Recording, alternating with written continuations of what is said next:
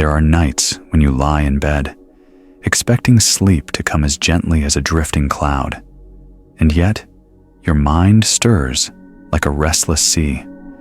Thoughts from the past, regrets, worries, hopes rise quietly and flood your inner space. You feel more exhausted lying down than you did standing up.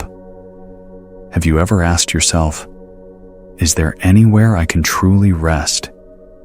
Is there a way for my mind to let go, to stop battling itself in the dark?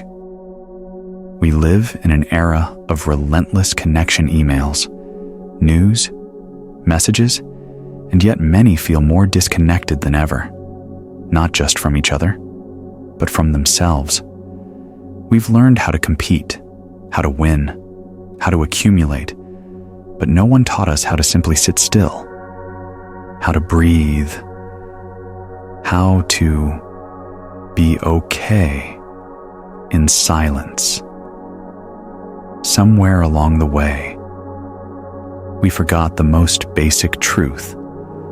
Peace doesn't come from having more, but from needing less.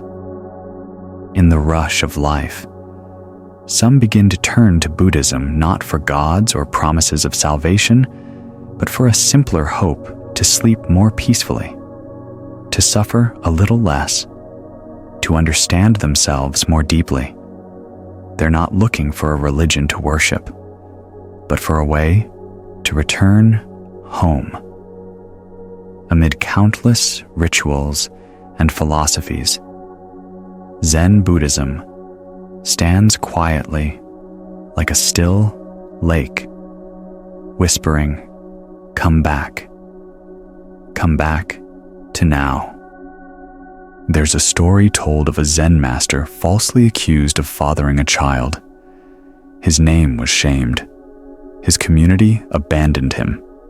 And when he was publicly confronted, he simply replied, "Is that so?" When the truth was revealed and the child returned to its real parents, the same master said again, "Is that so?" No defense, no anger, just stillness, just presence. In that quiet reply, there was a power far greater than argument, a peace that neither praise nor blame could shake. This video is not a lecture. It's not a sermon. It is an invitation, a gentle walk through stories and reflections that slowly unfold like petals. It won't tell you what to believe, but it may help you remember what you already know deep inside. It won't offer heaven or threaten hell, but if you stay, it may offer something far more rare, the experience of truly being here, now. And maybe, just maybe, somewhere in these words, you'll feel your shoulders drop, your breath deepen, your mind slow. Not because something changed out there, but because something softened in here. You'll find a moment, just one where you're not chasing or running. You're simply here. And in that moment, you might smile without reason. A moment of peace, not because life is perfect, but because you are present. Among the many traditions that seek to illuminate the path of human existence, Buddhism stands apart, not because it shouts louder, but because it whispers more gently. It does not impose, it invites. It does not demand belief. It opens the door to inquiry. Where other religions offer answers, Buddhism offers awareness, and where others may call for allegiance, Buddhism calls for presence. At the heart of this distinction lies the non-dogmatic nature of the Buddhist path. It is not a system of doctrines to be swallowed whole, but a method of seeing, questioning, and understanding. The Buddha himself never presented his teachings as divine commandments. Instead, he offered them as tools, expedient means, skillful means for easing suffering and uncovering truth. He urged his followers not to accept his words blindly, but to test them, to live them, to see if they hold. This attitude is perhaps best captured in a passage known as the Kalama Sutta. In it, the Buddha addresses a group of villagers confused by the contradictory teachings of various spiritual teachers who passed through their town. They ask him, "How do we know who is telling the truth?" The Buddha's response is profound in its humility. Do not believe something just because you have heard it repeatedly. Do not believe something because it is tradition, or because a scripture says so, or because a teacher claims it. But when you have observed it for yourself, and it leads to peace, clarity, and compassion, then accept it and live by it. This is not the voice of a prophet declaring divine truth. It is the voice of a guide, gently pointing inward. Buddhism, in this light, is not about conformity. It is about awakening, and awakening cannot be handed down. It must be experienced directly. No one can breathe for you. No one can meditate for you. No one can free you from suffering except your own insight, your own seeing. This is why Buddhism is sometimes called the path of self-reliance, not in the Western sense of individualism, but in the sense that truth must be known intimately, not theoretically. It must be tasted, not memorized. The Buddha himself said, "I only point the way. You must walk it." This deeply experiential nature of Buddhism is one of its greatest gifts and one of its greatest challenges. We are used to being told what to do, what to believe, what to think. But Buddhism asks, what do you see? What do you feel? What happens when you pay attention? When you sit still? When you observe your own mind? It asks not for obedience, but for honesty. It is not a belief system, but a practice system. And that practice begins not with metaphysics, but with suffering. The Buddha did not begin his teaching by describing heaven or ultimate reality. He began by acknowledging the human condition. There is suffering, and this suffering is not abstract. It is immediate. It is the restlessness of the mind, the fear of loss, the hunger for more, the dissatisfaction that persists even when life seems good. Instead of explaining suffering away with theology, the Buddha invited us to investigate it. Why do we suffer? What is the root of craving? Fear, delusion. Can we observe it not in theory, but in this breath, this thought, this moment? This is the invitation not to believe in a doctrine, but to become intimate with your own experience. And as that intimacy deepens, something begins to shift. You start to see patterns. You notice how thoughts arise, how emotions pass, how clinging intensifies pain, how letting go brings space. You begin to experience impermanence, not as an idea, but as a lived truth. And in that experience, wisdom begins to blossom, not because someone taught you, but because you saw it yourself. This self-verification is the backbone of Buddhist practice. Even the most profound teachings, emptiness, non-self, interdependence are not presented as creeds to be accepted, but as insights to be realized. If a teaching does not resonate, you are free to let it go. There is no heresy in Buddhism, only what helps, and what hinders, only what leads to freedom, and what does not.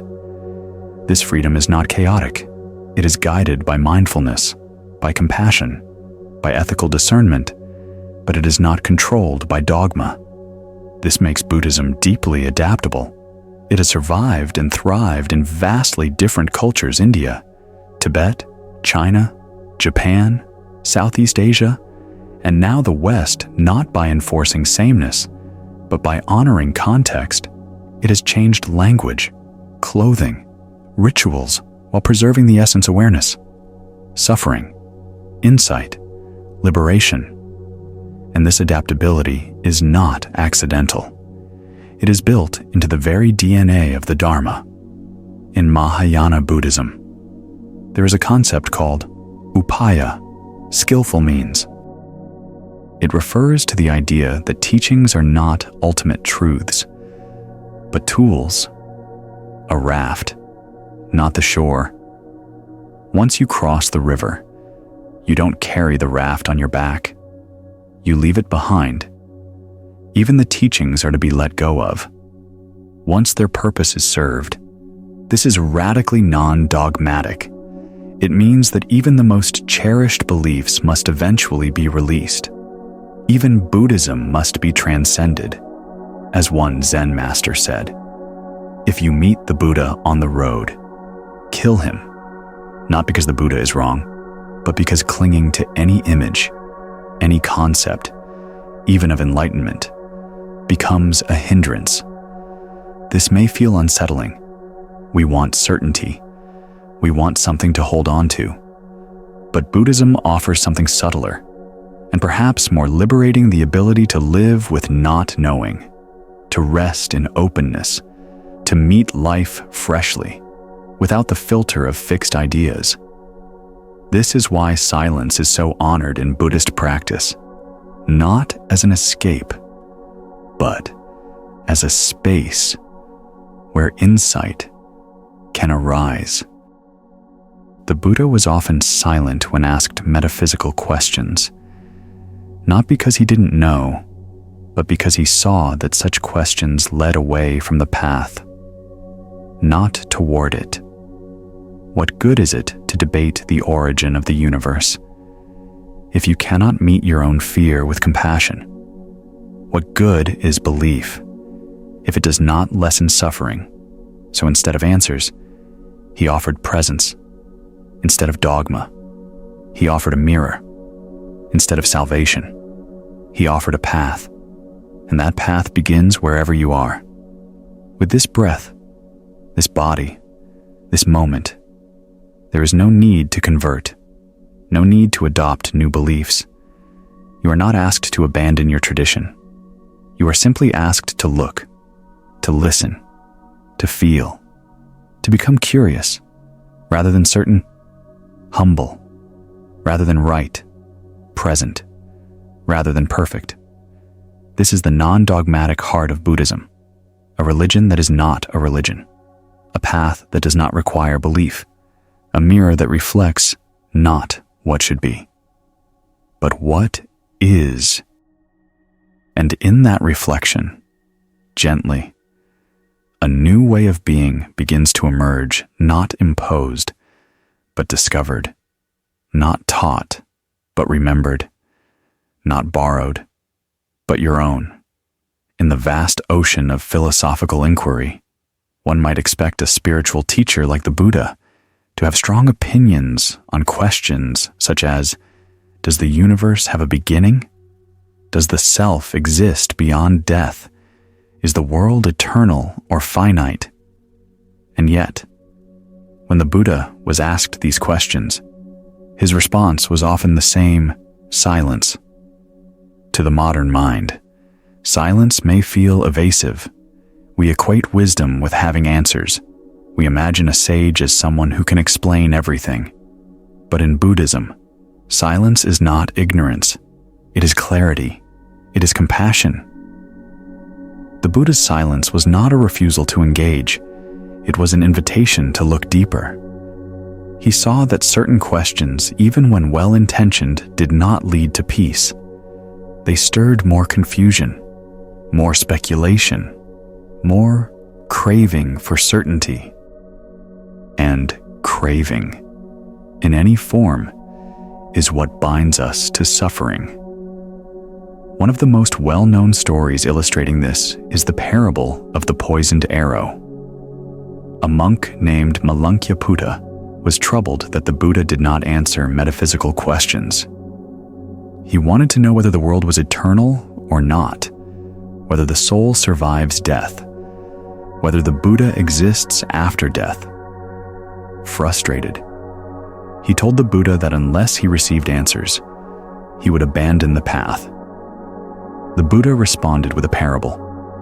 Suppose a man is wounded by a poisoned arrow. He said, his friends and family rush to get a doctor, but the man says, "Wait, I won't let you remove the arrow until I know who shot me, what kind of bow was used, what the arrow was made of, and what tribe the shooter came from." What do you think would happen to that man? Malankyaputa answered, "He would die." "Exactly," said the Buddha. So too, if someone insists on having answers to metaphysical questions before practicing the path, he will die still entangled in suffering.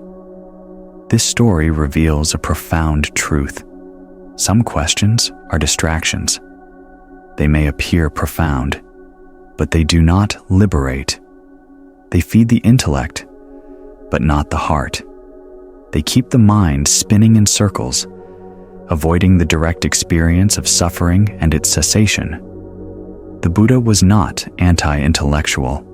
He was precise, analytical, insightful, but he measured every teaching by one standard. Does it lead to the end of suffering? If not, even the most elegant philosophy was set aside. In this way, his silence becomes a kind of teaching.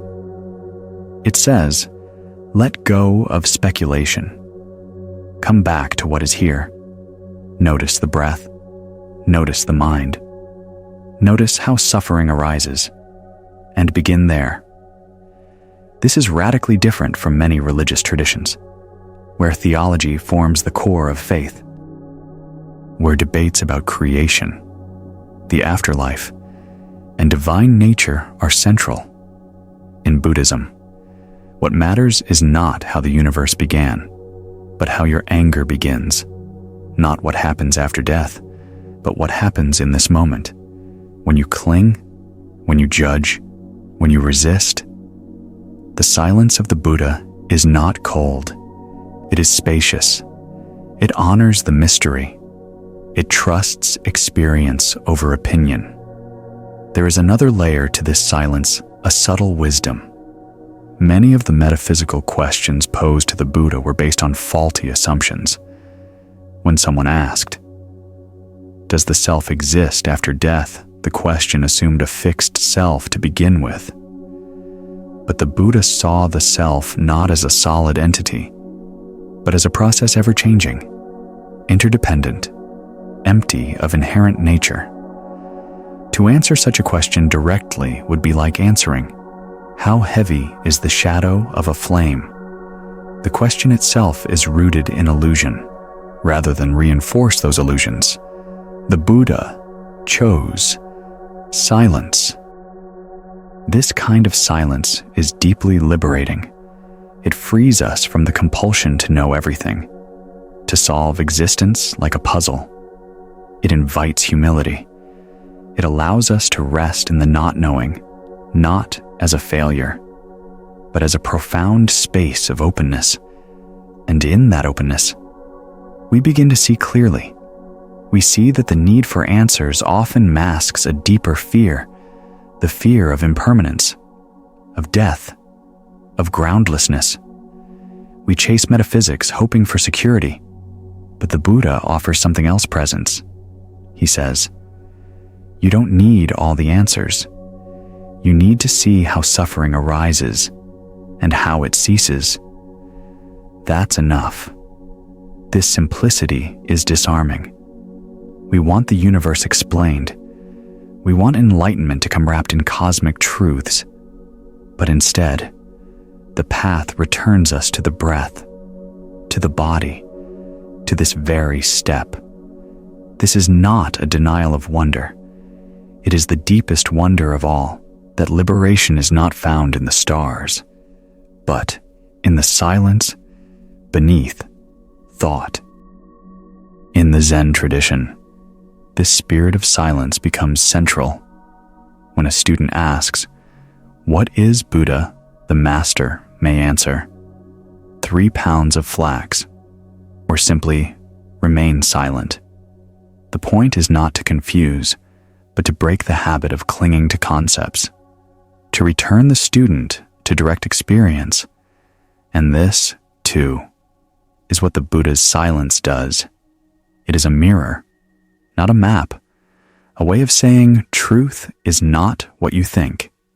It is what you see when thinking falls away. We live in a world obsessed with answers, but perhaps what we most need is the courage to sit with the questions, to breathe with them, to soften around them, to let them open us rather than close us. The Buddha's silence is an invitation not into ignorance, but into intimacy, not into avoidance, but into awareness, not into conclusions, but into freedom across human history. The search for comfort and meaning has often led people to the divine. We lift our eyes to the heavens when life becomes unbearable. We offer prayers, sacrifices, promises, hoping some higher being will lift the weight of suffering from our hearts. This tendency is not foolish. It is deeply human. But in the path of the Buddha, there is a quiet but radical departure. True freedom cannot be given. It must be realized.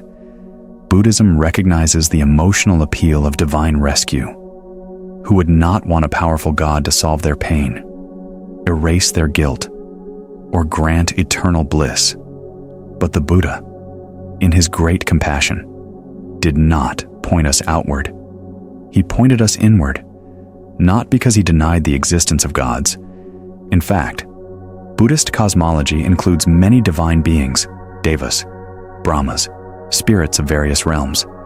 But these beings, too, are part of the cycle of samsara.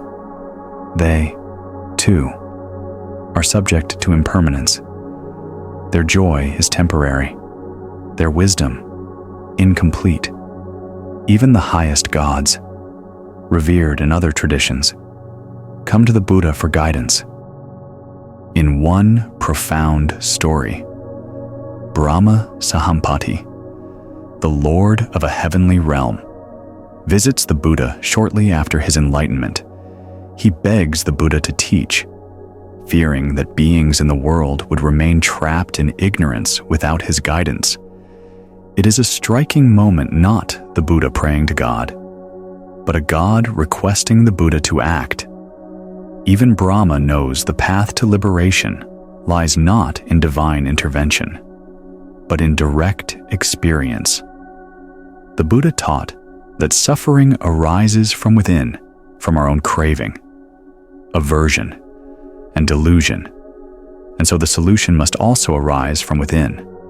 No external force, however benevolent, can remove the causes of our suffering unless we see them, understand them, and release them ourselves. This is why Buddhism places such emphasis on practice. It is not enough to believe.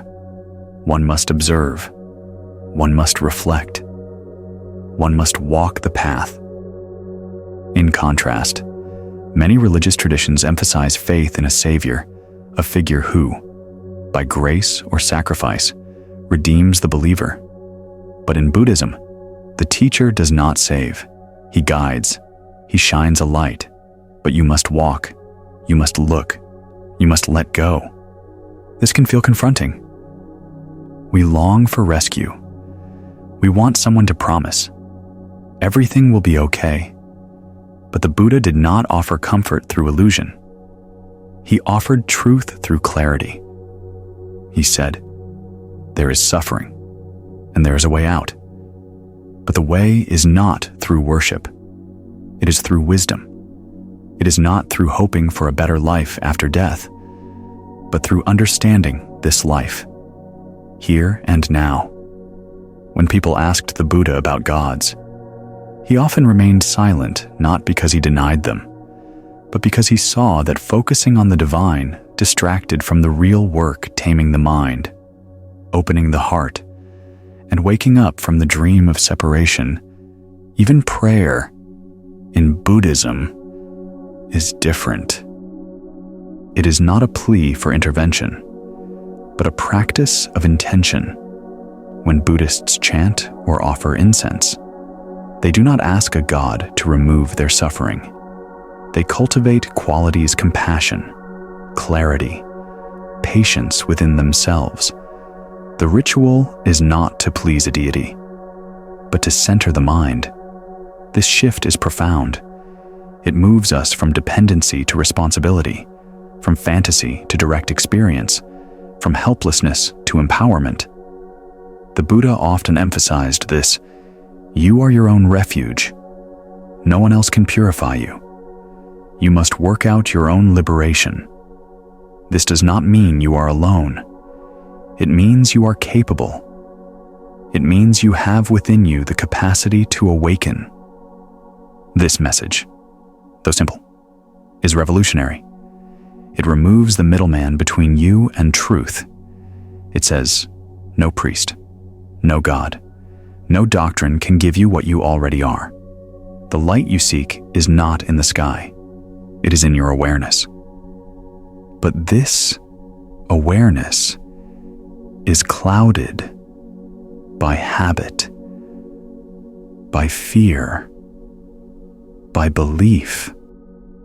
So, the task is not to acquire something new, but to uncover what's hidden, to see through illusion, to return to the stillness that has always been present.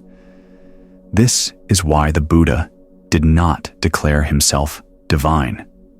He did not claim to be sent by God. He claimed only one thing: he was awake. And he said, "You can be too." In that invitation lies the heart of the Buddhist path. It does not ask you to replace one belief with another. It asks you to look, to listen, to live with presence. And in doing so, you discover something deeper than faith. You discover trust not in a deity, but in your own direct knowing. This is not arrogance. It is humility. For to truly see oneself is to see one's interconnectedness with all things, to see that no God is above you and no being is beneath you. All are subject to birth, decay, death. All seek peace. All are worthy of compassion. And in this view, there is no need to seek salvation from beyond, because liberation is not elsewhere. It is here. It is now. It is you. It is a common misconception that Buddhism denies the existence of gods. In truth, Buddhism neither affirms nor denies in the dogmatic sense. Instead, it recognizes a vast cosmos populated by many kinds of beings: humans, animals, spirits, demons, and yes, gods. But the way Buddhism relates to these beings is unique, for it does not elevate them as ultimate saviors. Rather, it situates them within the same natural law that governs all existence: impermanence, interdependence, and the potential for awakening. Buddhist cosmology describes various realms, including heavenly planes where devas and brahmas reside. These gods may live for eons, possess unimaginable powers, and experience sublime joys. Yet despite their status, they remain within the cycle of samsara. They are not enlightened. They too are subject to decay and rebirth. Their bliss, though long-lasting, is not permanent. This view fundamentally redefines divinity. In many religious traditions, gods are eternal, all-knowing, and all-powerful. In Buddhism, They are simply beings more fortunate. Perhaps, but not beyond delusion. They are not immune to the laws of karma. Their pleasure can become a trap. Their long lives can dull the urgency to seek liberation, and when their karma is exhausted, they too must fall. This is not said with scorn, but with clarity. The Buddha himself was revered by many gods.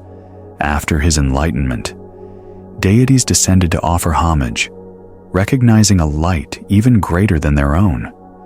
But the Buddha did not bask in their worship, nor did he ask his disciples to depend on divine grace. Instead, he pointed to the path, a path open to all, regardless of one's status in the cosmic hierarchy. In one significant episode, the god Brahma Sahampati, considered the lord of a heavenly realm, implores the Buddha to teach. Even Brahma sees the rarity of a fully awakened one and fears that beings will remain in darkness if the Dharma is not shared. The image is powerful. A god kneeling before a human who has touched the truth beyond gods. It is not a rejection of divinity. It is a reordering of reverence.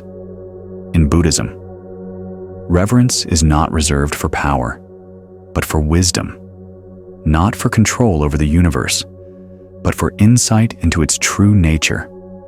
This reordering has deep implications. First, it protects the path from superstition. While many Buddhists perform rituals and offer prayers to deities, these acts are understood not as pleas for salvation, but as ways to express gratitude, cultivate intention, or align with virtuous qualities. The gods, in turn, are seen as fellow travelers, sometimes helpers, sometimes hindrances. A diva may bless you with favorable conditions, but cannot grant liberation. Only wisdom can do that. Second, this view encourages humility. Even the most radiant gods are not exempt from impermanence. Even they must bow to the Dharma. This levels the spiritual playing field. It reminds us that awakening is not about status or power, but sincerity and insight. A beggar can be closer to freedom than a celestial king if he sees through illusion. Third, it grounds practice in personal responsibility. You are not waiting for a divine being to rescue you. You are not bargaining with the gods for a better rebirth. You are cultivating awareness, moment by moment. You are engaging with your own mind, your own heart. This is the true temple. This is where transformation begins. This view also opens the door to respect without dependence. You can respect the gods, honor their presence, acknowledge their symbolic power without worshiping them as infallible. In fact, many deities in Buddhist texts are portrayed as limited in understanding. Some are wise. Some are deluded. Some obstruct the path out of ignorance or pride. They are characters in the great drama of samsara, not its directors. This helps dismantle spiritual hierarchy.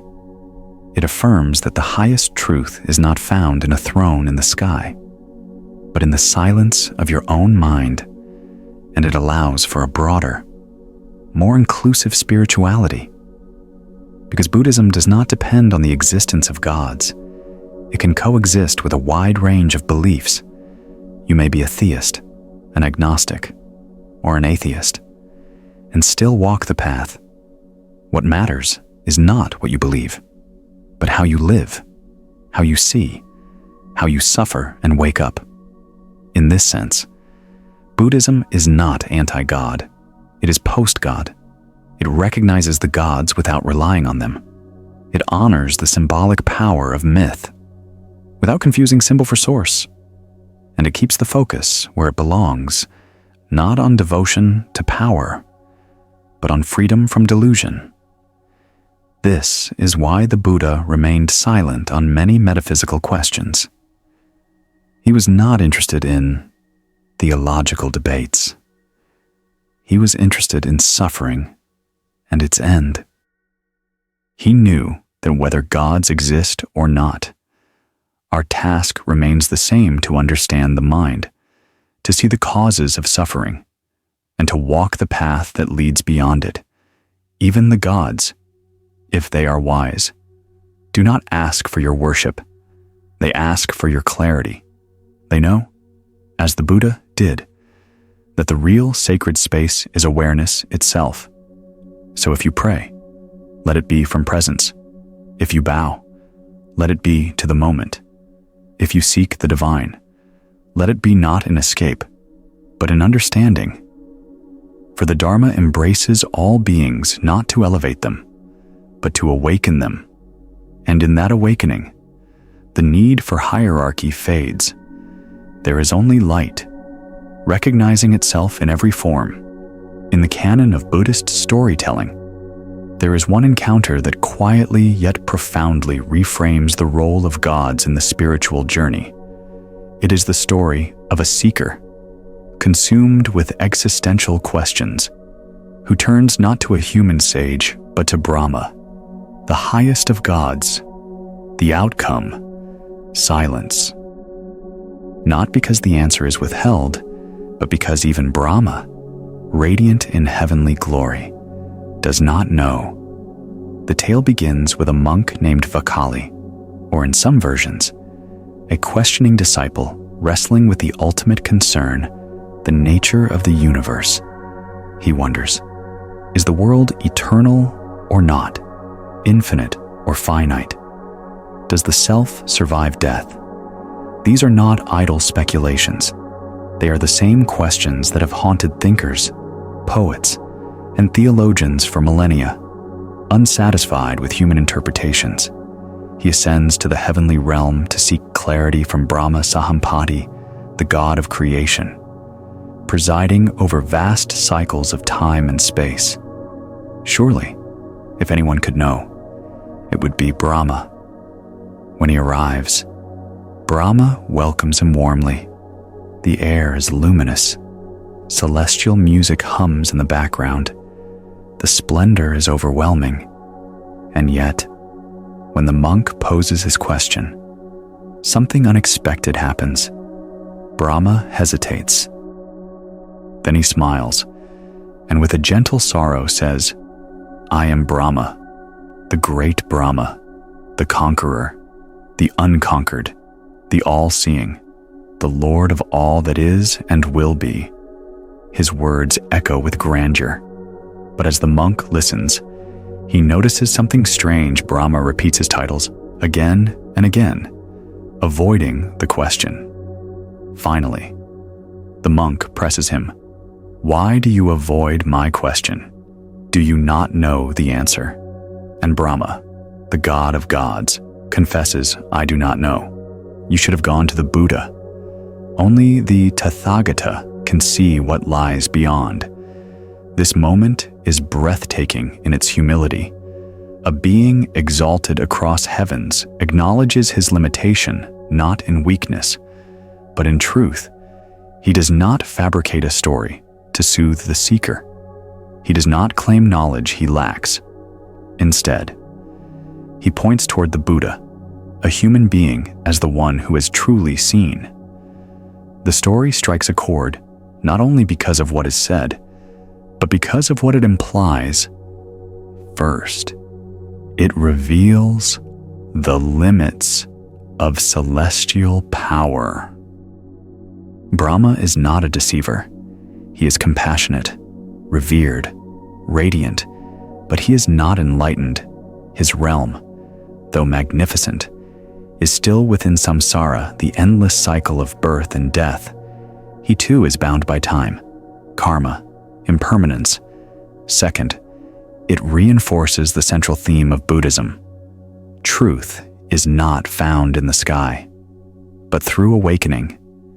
The Buddha is not portrayed as a rival to the gods, but as a being who has transcended all realms, human and divine, not through privilege, but through profound inner seeing.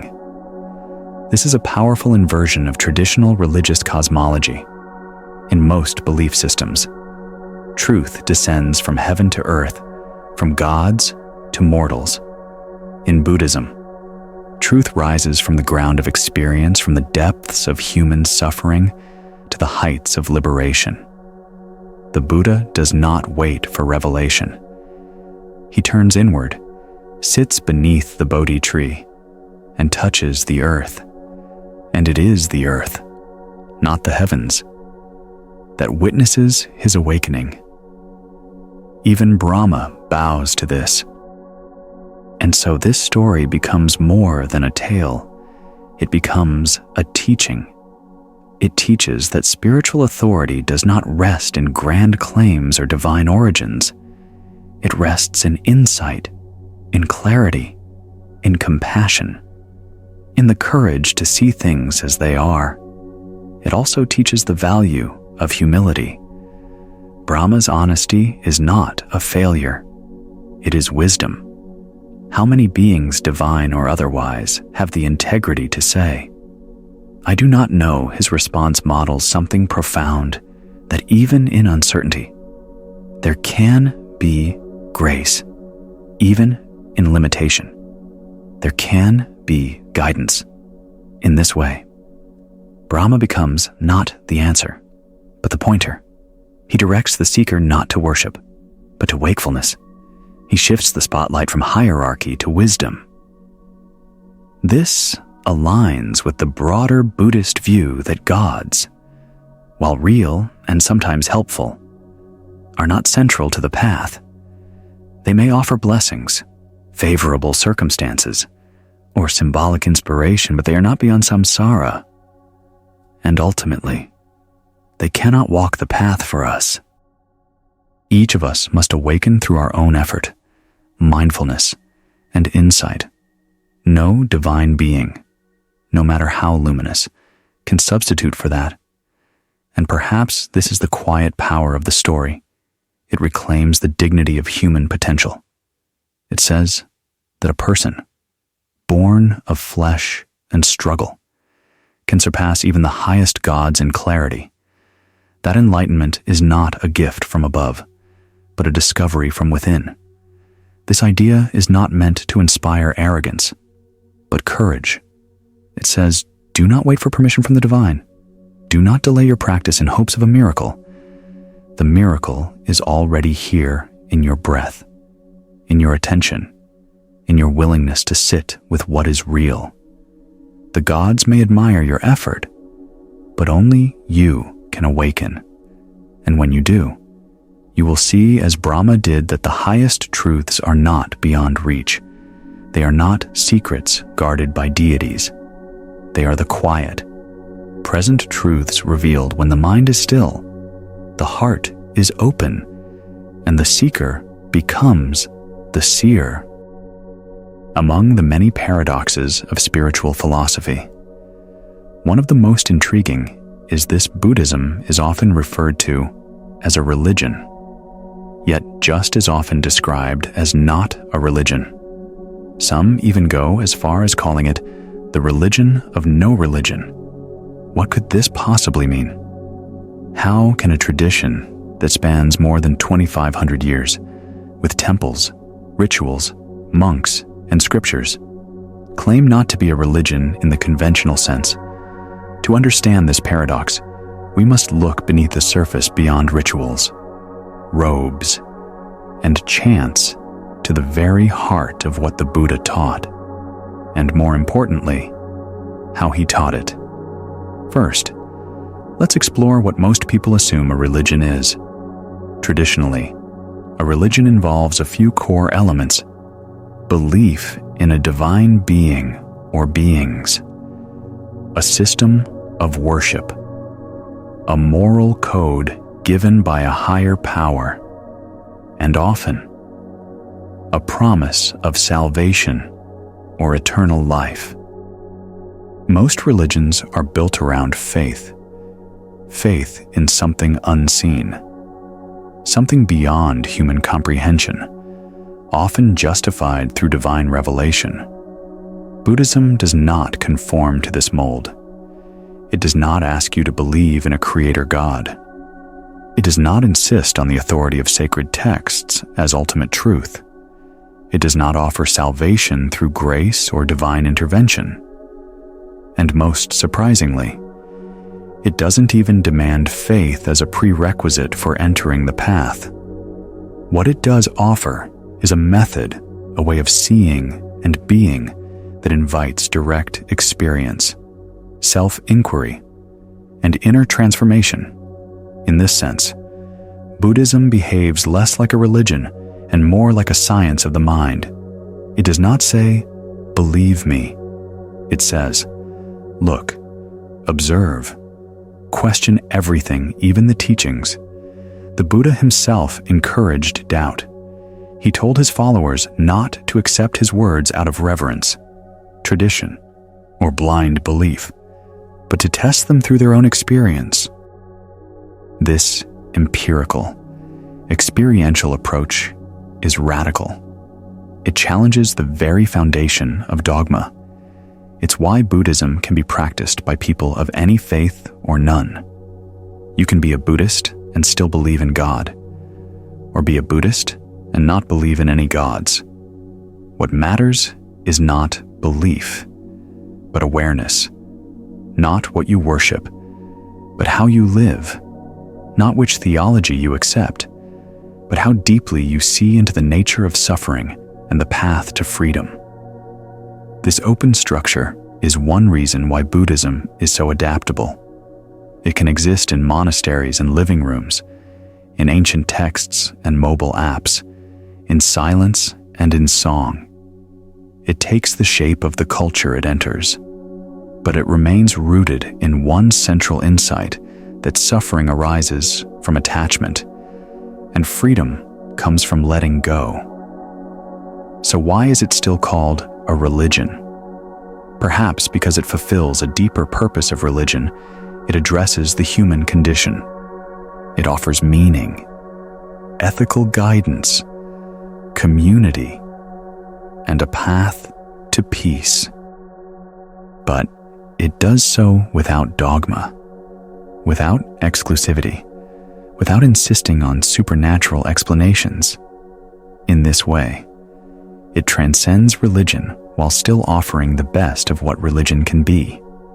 The phrase religion of no religion was popularized by Alan Watts, a philosopher who helped introduce Eastern thought to the West. Watts recognized that Buddhism doesn't fit into the Western framework of religion. It's not about believing in doctrines.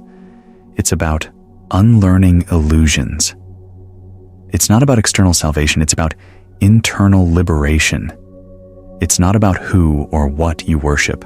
It's about waking up.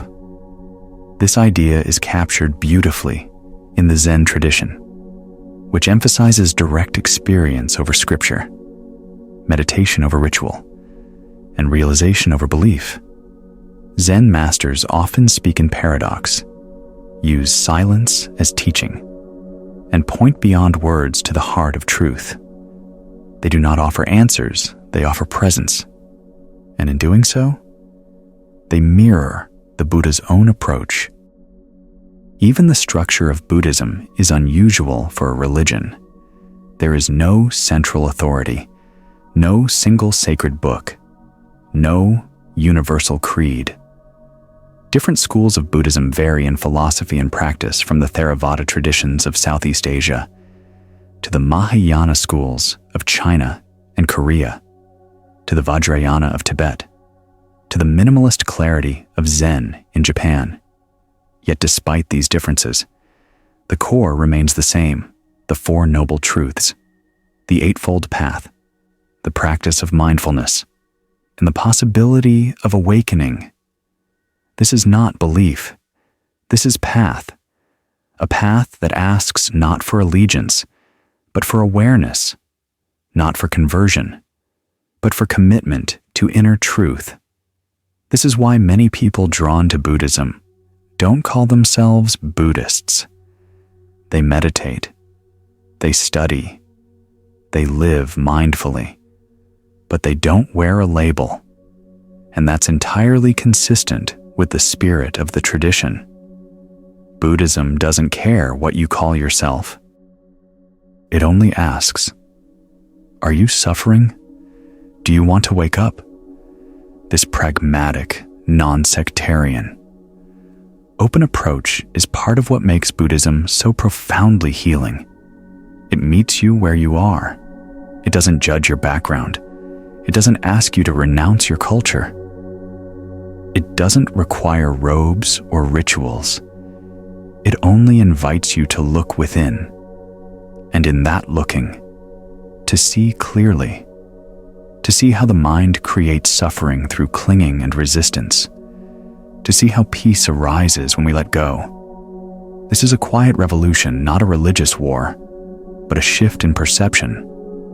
And in that shift, we understand why Buddhism is called the religion of no religion. It has no God, no commandments, no savior, and yet it offers a sacred way of living, a way rooted not in belief, but in being, not in dogma, but in discovery.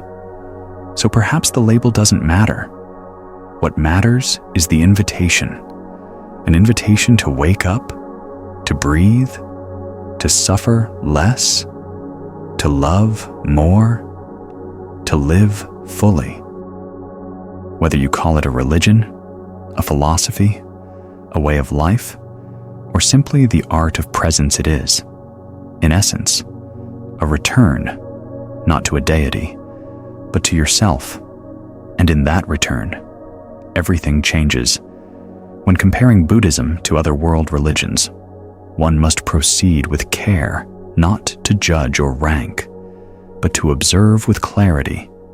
Each tradition arises from a particular cultural, historical, and existential context, and each offers its own form of refuge, its own approach to meaning, suffering, and the mystery of life. But when we look closely, we find that Buddhism, though often grouped with the great religions, follows a markedly different path, one that is at once spiritual, philosophical, and deeply human. Perhaps the most striking difference is the absence of a creator God in Buddhism. While many religions are built upon a relationship with a supreme being, be it God, Allah, Yahweh, or Brahman Buddhism begins without one. It does not seek to explain the universe through divine will. It does not call upon a deity to intervene in human affairs. Instead, it turns the focus inward to the nature of the mind, the causes of suffering, and the path to liberation. This alone sets Buddhism apart. In Christianity, Islam, and Judaism, for example, the world is often viewed as a creation of God, and human beings are seen as living in relationship to that creator, sometimes in harmony, sometimes in rebellion. In contrast, Buddhism views the universe as an endless interplay of causes and conditions without a beginning. Without a divine architect, there is no one watching from above. There is only the unfolding of karma. This difference leads to a radically different spiritual psychology. In theistic religions, faith often plays a central role: faith in God, faith in Scripture, faith in divine grace. In Buddhism, faith is redefined. It is not blind belief, but a kind of trust, a confidence built through practice, observation, and direct experience. You are not asked to believe in something you cannot see. You are invited to test the teachings against your own life, to see if they hold, to see if they liberate. Another key distinction lies in the concept of salvation. In many religions, salvation is a gift granted by God to those who believe, who repent, who follow divine law. It is something received. In Buddhism, there is no savior, There is no forgiveness from above. There is only awakening from within. Liberation is not given. It is realized. Through mindfulness, insight, and ethical living, one uncovers the truth not as a reward, but as a natural unfolding. This emphasis on self-responsibility is one of Buddhism's defining traits. The Buddha said, "You are your own refuge." He did not claim to save anyone. He offered a path, a method, and he urged his followers to walk it, not out of obedience, but out of understanding. In contrast, religions such as Christianity emphasize the necessity of divine grace salvation through Christ, through the cross, through faith. Islam teaches submission to the will of Allah. Judaism upholds a covenant between God and the chosen people. Each of these frameworks involves a vertical relationship between the human and the divine. Buddhism offers a horizontal approach. There is no divine authority to submit to. There is only the Dharma, the law of nature, of reality, of cause and effect. And within that law, every being has the potential to awaken. This egalitarianism extends even to the gods. As discussed earlier, Buddhism does not deny the existence of divine beings, but it places them within samsara, the same cycle of birth and death that humans inhabit. The gods are not omniscient. They are not eternal. They may enjoy greater bliss, but they, too, are bound by karma, and when their merits are exhausted, they fall. In this view, enlightenment is a higher state than godhood.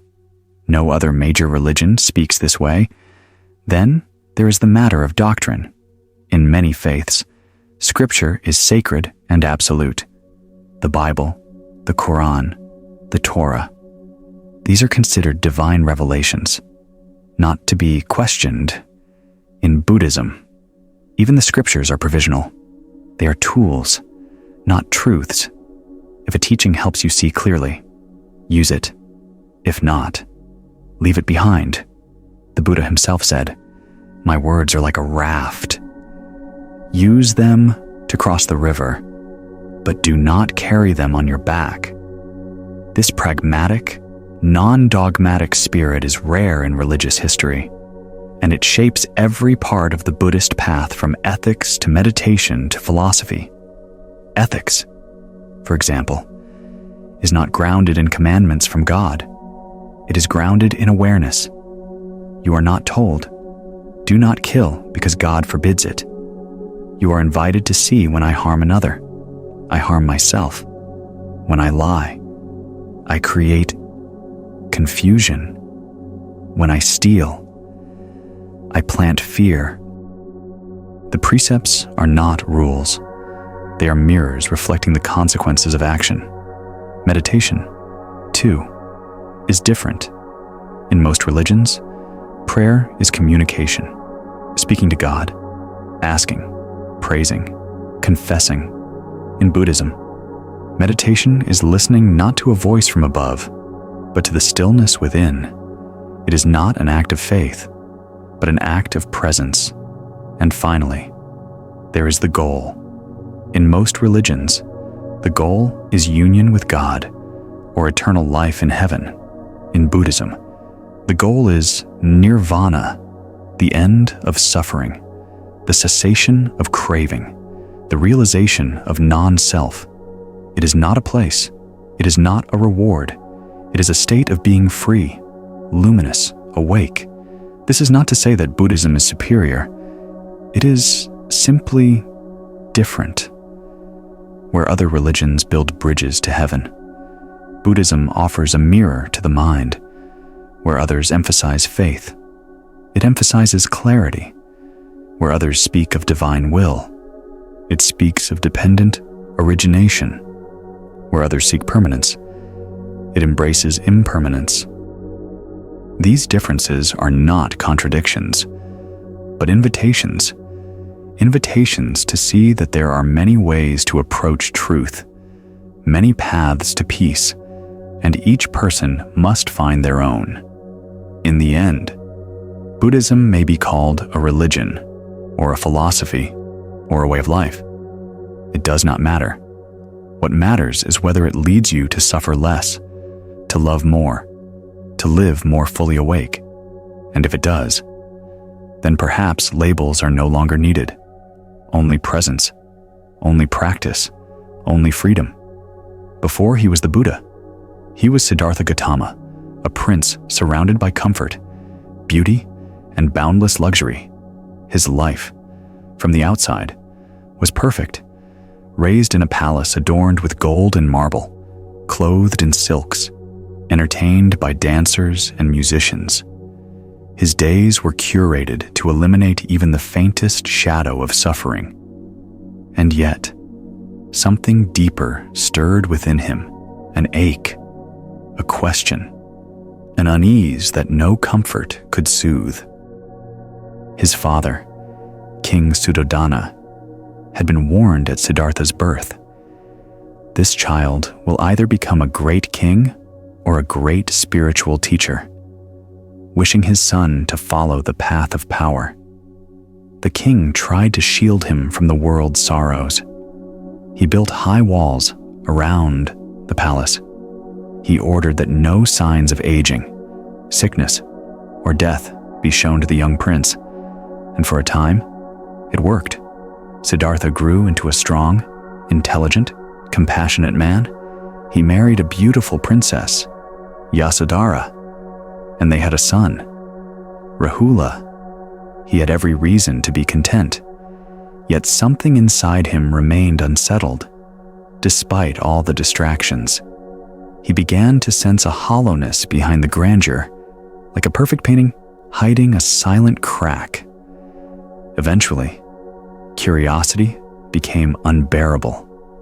With the help of his charioteer, Channa, Siddhartha left the palace quietly, without fanfare, to explore the world beyond the golden walls. What he saw shattered his illusion. The first encounter was with an old man stooped, trembling, toothless. Siddhartha had never seen aging. "What is this?" he asked. Channa explained. "This is old age. All who live will one day look like this." The words hit like thunder. Siddhartha's mind reeled. Even me, even my father, even Yasodhara. Channa nodded. No one escapes time.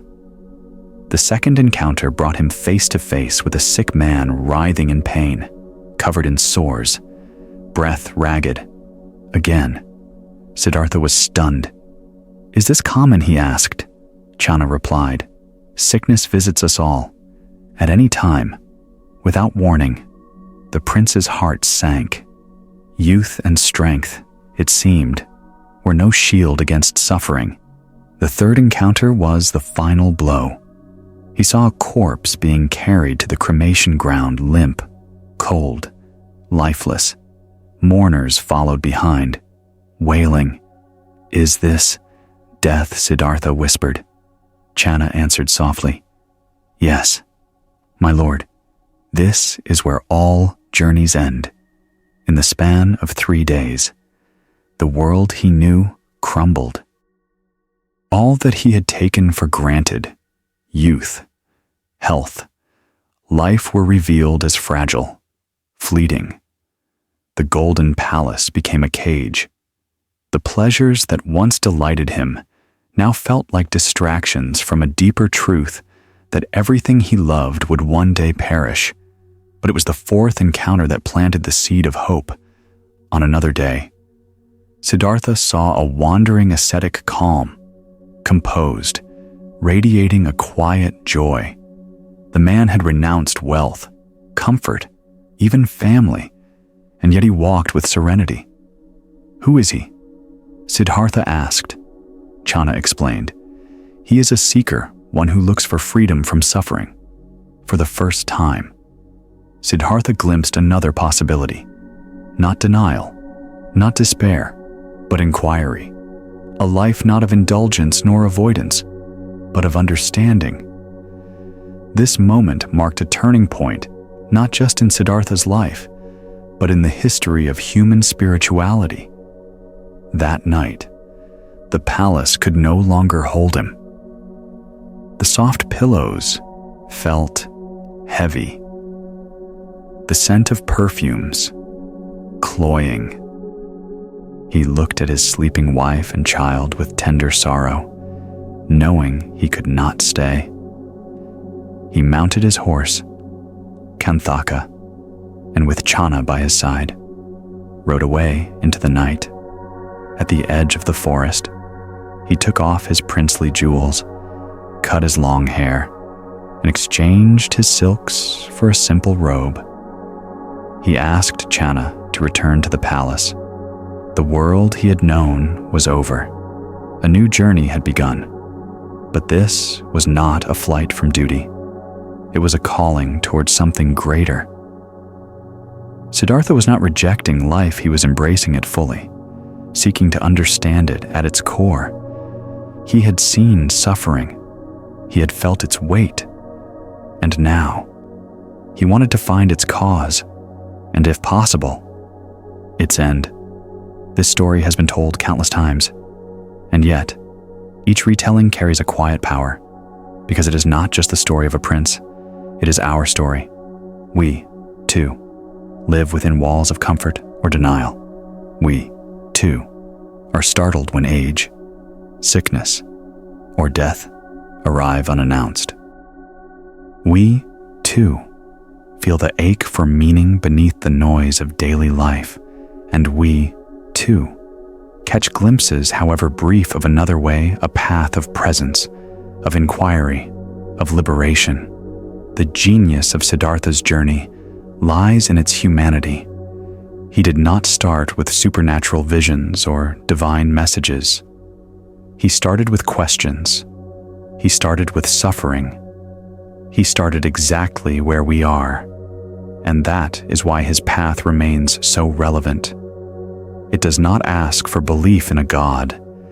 It does not demand that you be pure, or holy, or perfect. It simply asks, are you willing to look? Are you willing to turn towards suffering? Not with fear, but with curiosity. That first step taken not with the feet, but with the heart, is the beginning of awakening. And it is available to all of us. Here, now, in this breath.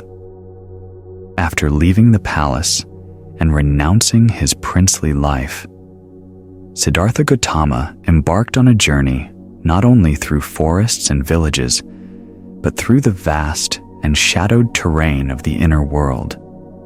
What lay before him was not a straightforward path to truth, but a deep struggle with extremes, with illusions, and ultimately, with himself.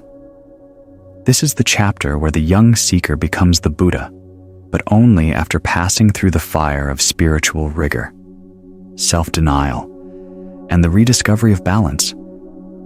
Siddhartha was not content with mere ideas. He sought experience. He turned to the spiritual communities of his time, where sages and hermits practiced severe austerities, believing that liberation could only be attained by conquering the body.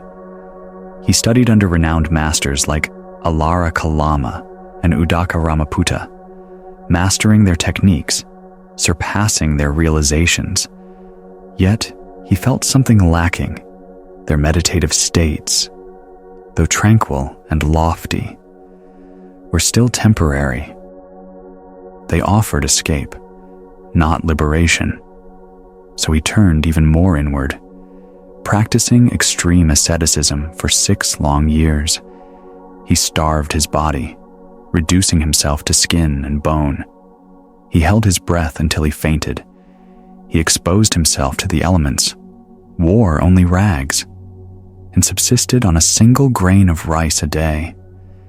His body trembled with weakness, his mind blurred with pain. Yet he persisted, believing that only by annihilating the flesh could he free the soul. But one day, near the banks of the Niranjana River, he collapsed, lying on the earth, exhausted and hollow. He felt the sharp truth: suffering does not purify suffering. Violence against the body does not awaken the mind. Denial is still attachment clinging to an idea, to control, to a false virtue. In that moment, something shifted, not in theory, but in his bones. He saw that liberation did not lie in indulgence, nor in self-mortification. The truth was something deeper, more subtle, more kind. That was the birth of the middle way, a path between extremes, not of sensual pleasure, nor of severe denial, but of presence, balance, and insight. The body is not an enemy. It is a vehicle, a temple, a teacher, and the mind, clear and alert, is the key to its liberation.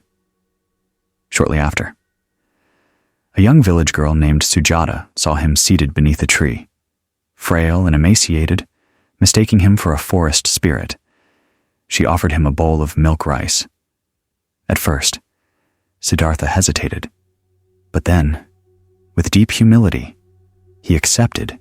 He nourished his body not as indulgence, but as compassion. This simple act was radical. It symbolized the return to wholeness, the recognition that true awakening honors both body and mind. The other ascetics saw this and turned away. To them, Siddhartha had failed. He had abandoned discipline, but Siddhartha knew he had abandoned only illusion. Now, stronger in spirit and body, he walked to a quiet place near Bodh Gaya. There, beneath a large fig tree, the Bodhi tree, he sat. He made a simple vow: I will not rise from this seat until I have found the end of suffering.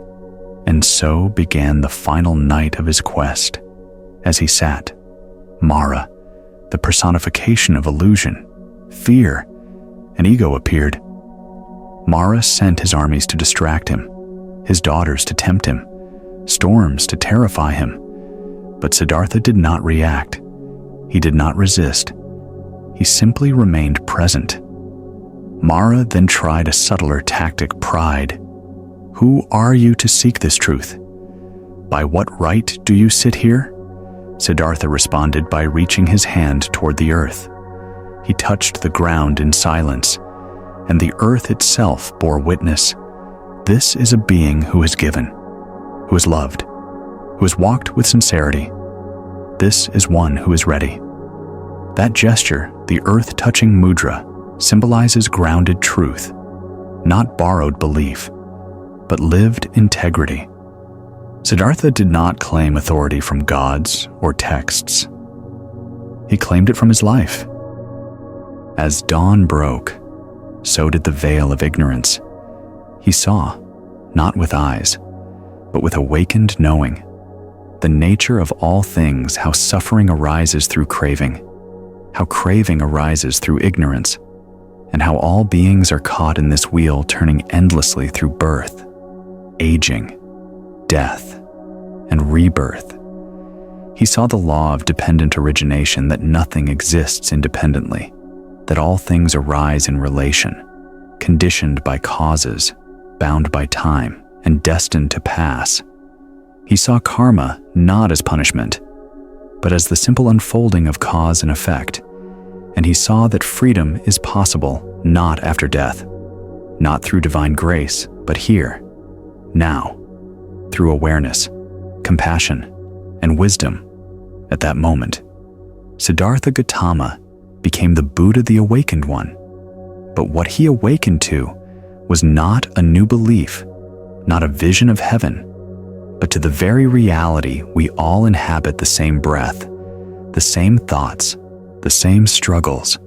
He saw them clearly, and in seeing, he was no longer bound. The Buddha did not float into the clouds. He sat, still beneath the tree, with a soft smile, not a smile of conquest, but of peace. He knew the path had been long. He knew others were still wandering. And he knew, now, he could help. But even then, he hesitated to teach. He thought, this truth is subtle, profound, beyond words. Who will understand? But again, Brahma Sahampati, the god of a high realm, appeared not to give wisdom, but to plead, please, teach. There are those with little dust in their eyes. They will see. And so the Buddha rose, not to preach, but to share, not to command, but to invite. His path became not a religion, but a way of seeing, of being, of walking this life with wakefulness and compassion. This journey from palace to forest, from excess to austerity, from delusion to awakening is not just the Buddha's story, it is our own. In our lives, too, we chase extremes. We swing between overindulgence and harsh self-judgment. We seek meaning in effort, in suffering, in denial, but the truth waits quietly, not in more, not in less, but in balance. The middle way is not a compromise. It is a precision, a clarity that sees beyond both ends. It walks through the center, eyes open, heart soft, grounded in the real. And beneath our own trees, whether literal or symbolic, we too can sit. We too can look. We too can awaken. As the Buddha sat beneath the Bodhi tree, the veil of illusion lifted not in one grand revelation, but in three quiet recognitions, three truths so simple, yet so profound, that they would shape the very foundation of his teaching. These became known as the three marks of existence: anicca, impermanence; dukkha, suffering; and anatta, non-self. Together, they are not beliefs to accept, but lenses through which to see life clearly, truths to be discovered through mindfulness, not memorized through doctrine. Anicca, impermanence. Everything that arises will pass away. This is not poetry, it is observable truth. Look around. The seasons change, bodies age, emotions come and go, friendships evolve, the tree blooms, bears fruit, then withers. No experience, no form, no identity is fixed. We often know this intellectually, but rarely do we allow it to settle in the bones. Impermanence is not meant to depress us. In fact, when truly seen, it liberates us. For if all things are impermanent, then clinging is futile. Our suffering lies not in change, but in our refusal to accept it. We try to freeze moments, grasp relationships, preserve youth. But life is movement. Trying to hold it still is like trying to cage the wind. The Buddha saw that freedom lies in flowing with change, not against it. When we embrace impermanence, we stop demanding that life match our preferences. We begin to meet reality as it is with softness, not resistance, and within that surrender, there's peace, dukkha, suffering. The second mark deepens the first. Because all things are impermanent, and because we cling to them, we suffer. Dukkha is often translated as suffering, but it carries more nuance: unease, dissatisfaction, discontent, even pleasure, when examined closely, contains dukkha because it fades, because we fear its loss, because we are never quite full. The Buddha did not teach dukkha to make life seem hopeless. He taught it so we would stop expecting the world to provide what it cannot. He pointed to suffering not to condemn life, but to awaken us to how we relate to it. Suffering isn't just external, it's internal. It's the stories we tell ourselves, the resistance to what is, the craving for what isn't, the constant whisper, this isn't enough. But when we see dukkha clearly, not just in thought, but in our direct experience, we begin to loosen our grip. We stop demanding that people, jobs, or identities give us lasting fulfillment. We return to the moment, to the breath. And in that return, suffering softens. Anatta, non-self. This is perhaps the most radical insight. We are not what we think we are. The Buddha saw that what we call self is a process, not a person. It is a collection of changing phenomena, thoughts, sensations, memories, intentions. None of them stay. None of them are permanent. None of them are me in any ultimate sense. We say my body, my mind, my thoughts, but who is the me owning them?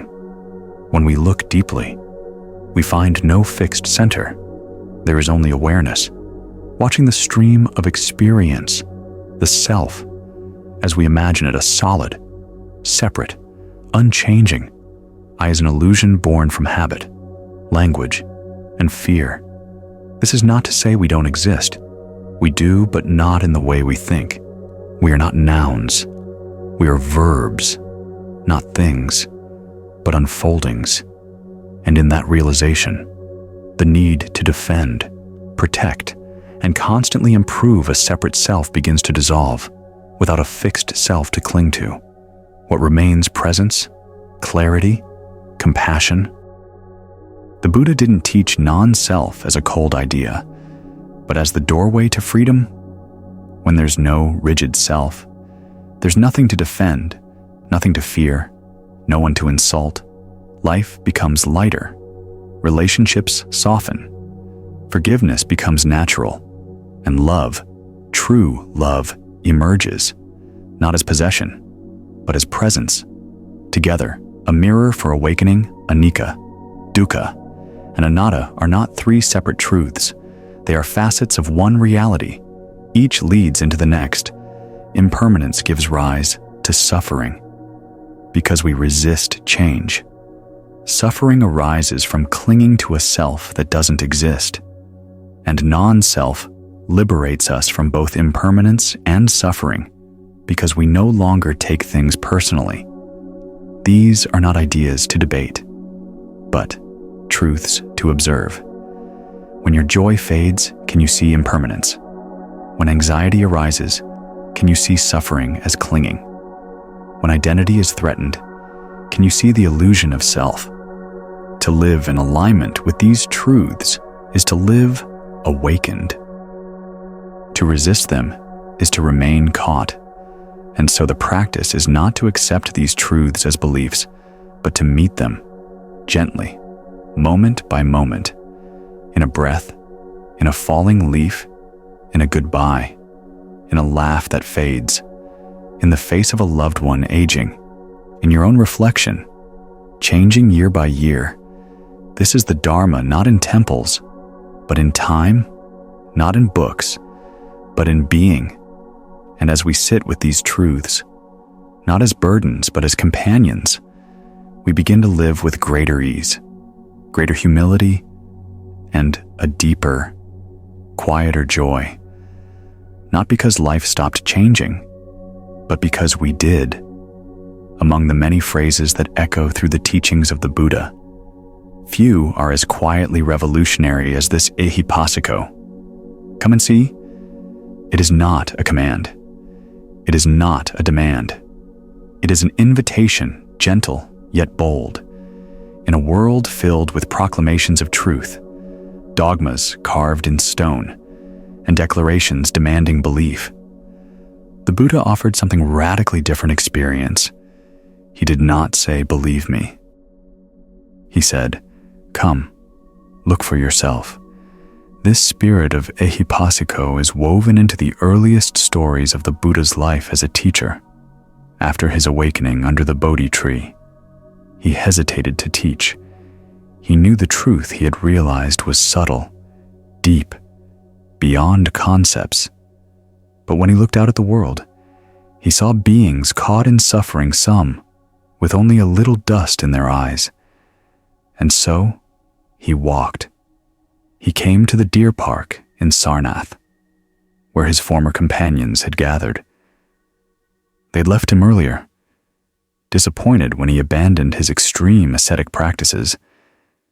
They believed he had grown soft, compromised the path. But when he approached them now, something was different. His presence radiated stillness, not pride, not persuasion, but peace. They sat with him, and instead of sermons, he offered observation. He spoke of the Four Noble Truths, the Eightfold Path, of suffering and its end not as beliefs to adopt, but as things to witness. His words were not answers, but mirrors. And through that mirror, each listener began to see not Siddhartha, but themselves. This was the beginning of a tradition not rooted in doctrine, but in dialogue. Come and see means don't accept these teachings because they are ancient. Don't follow them because a teacher is charismatic. Don't cling to them because they bring comfort. Try them. Sit. Breathe. Watch. Investigate your own mind. Notice suffering. Trace its cause. Test the possibility of release. Ehipasiko honors your intelligence. It places the responsibility for truth, not in a holy book, not in a religious authority, but in your awareness. You are not a disciple to be molded. You are a seeker with the power to see. This invitation has resonated across centuries and cultures. When Buddhism reached China, Korea, Japan, Tibet, its essence remained intact because its core was experiential. Monks and nuns meditated in caves, on mountaintops, in gardens, not to accumulate knowledge, but to confirm wisdom through silence. Zen took this spirit even further.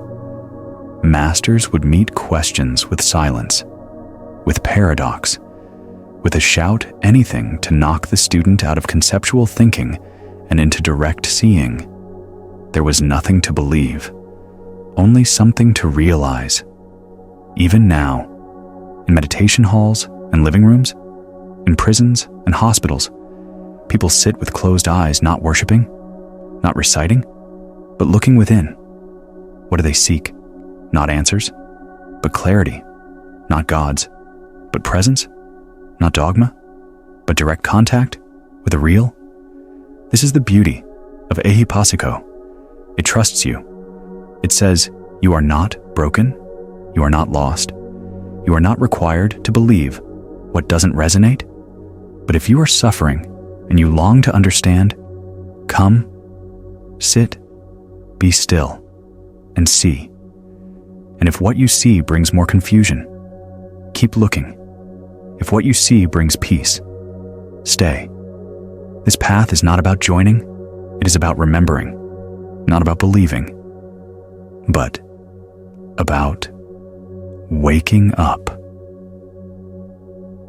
And in that awakening, no one tells you what to see.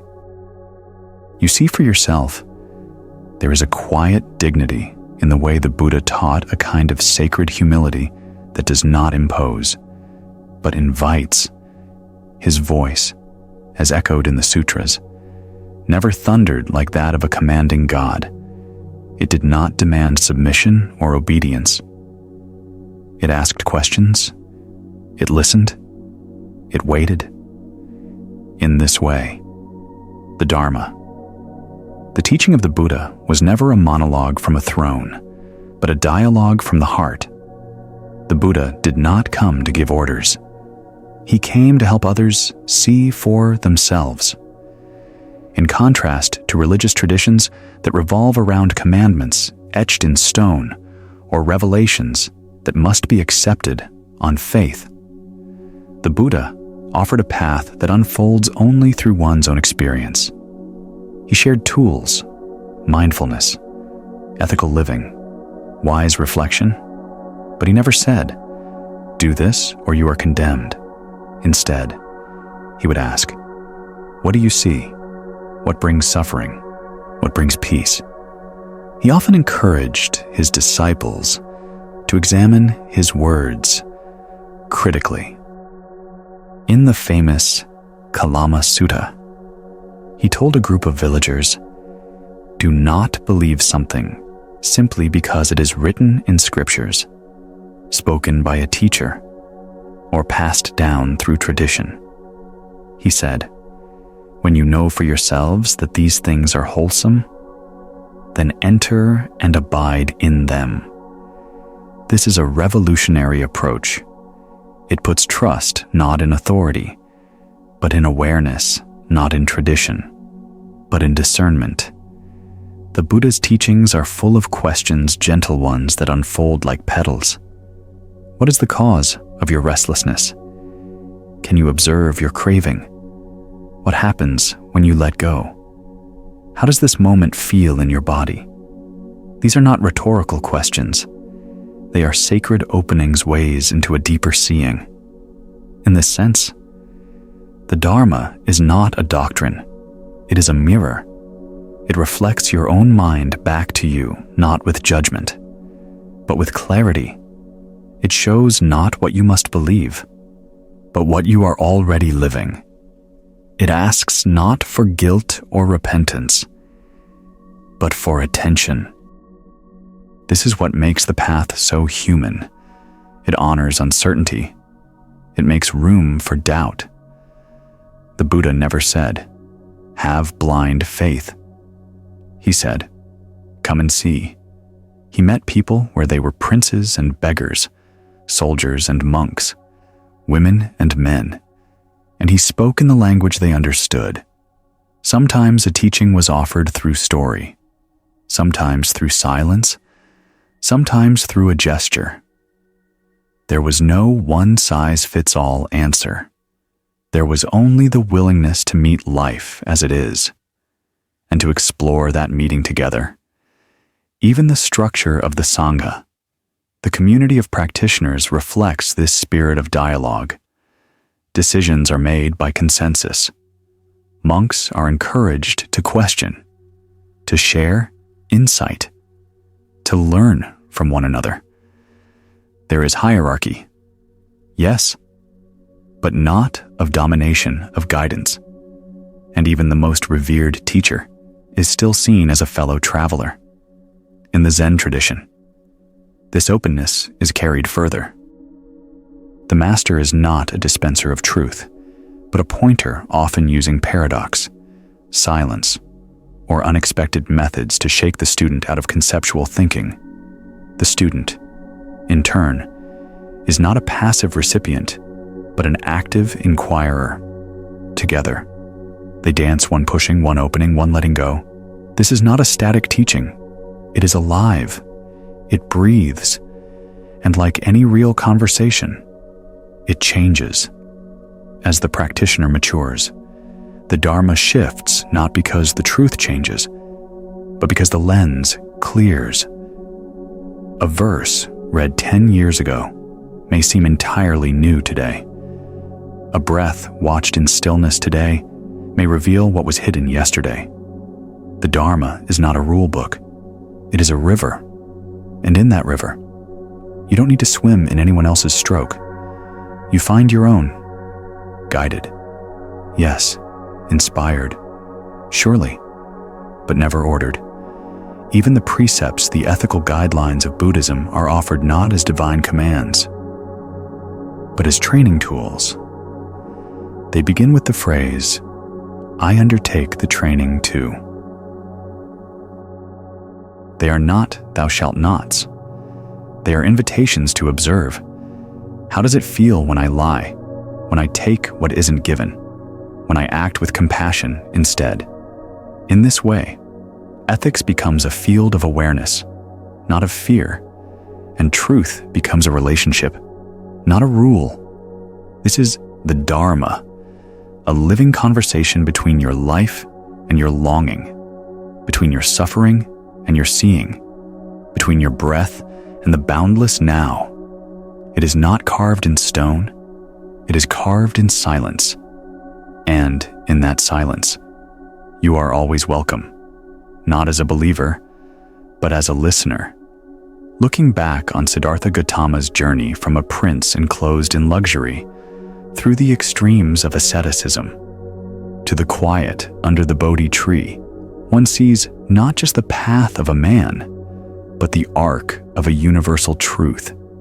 His life is a mirror that reflects our own search for meaning, for peace, for a way through the confusion of being human. The Buddha's realization was not abstract. It was deeply embodied, deeply lived. He did not theorize about suffering, he felt it.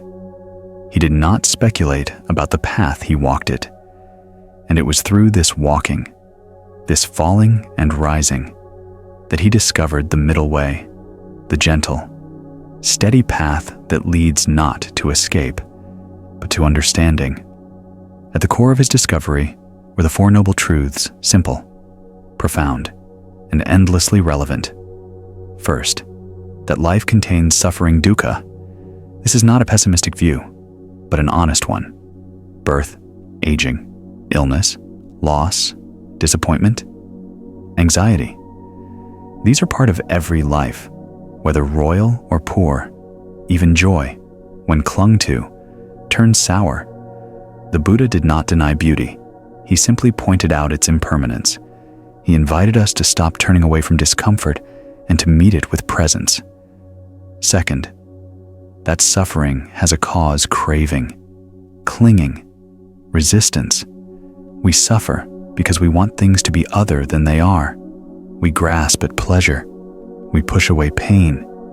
We fear change. And in doing so, we create friction within ourselves. The problem is not the world, it is our relationship to it. Third, that freedom from suffering is possible. This was the Buddha's gift to the world, not just the diagnosis, but the cure. He discovered that by seeing clearly, by loosening the grip of craving, the heart can become free, not in the distant future, but here, in this breath. Peace is not elsewhere, it is just behind the fog of illusion. And fourth, that there is a path, the Noble Eightfold Path, an invitation to live with wisdom, prajna, ethical integrity, sila, and mental discipline, samadhi. This path is not linear, not rigid. It is a spiral, a practice, a way of life. Each step supports the others. Right view, right intention, right speech, right action, right livelihood, right effort, right mindfulness, right concentration. Together, they form a way of walking through the world with clarity and compassion. When we look at this path not as religious dogma, but as human wisdom, it becomes accessible. It becomes ours. It begins with right view, the willingness to see things as they are, not as we wish them to be, to understand impermanence, interdependence, and non-self not as theories, but as lived reality. Right intention follows the deep resolve to live from kindness, to let go of harmful desires, to walk gently in a world full of wounds.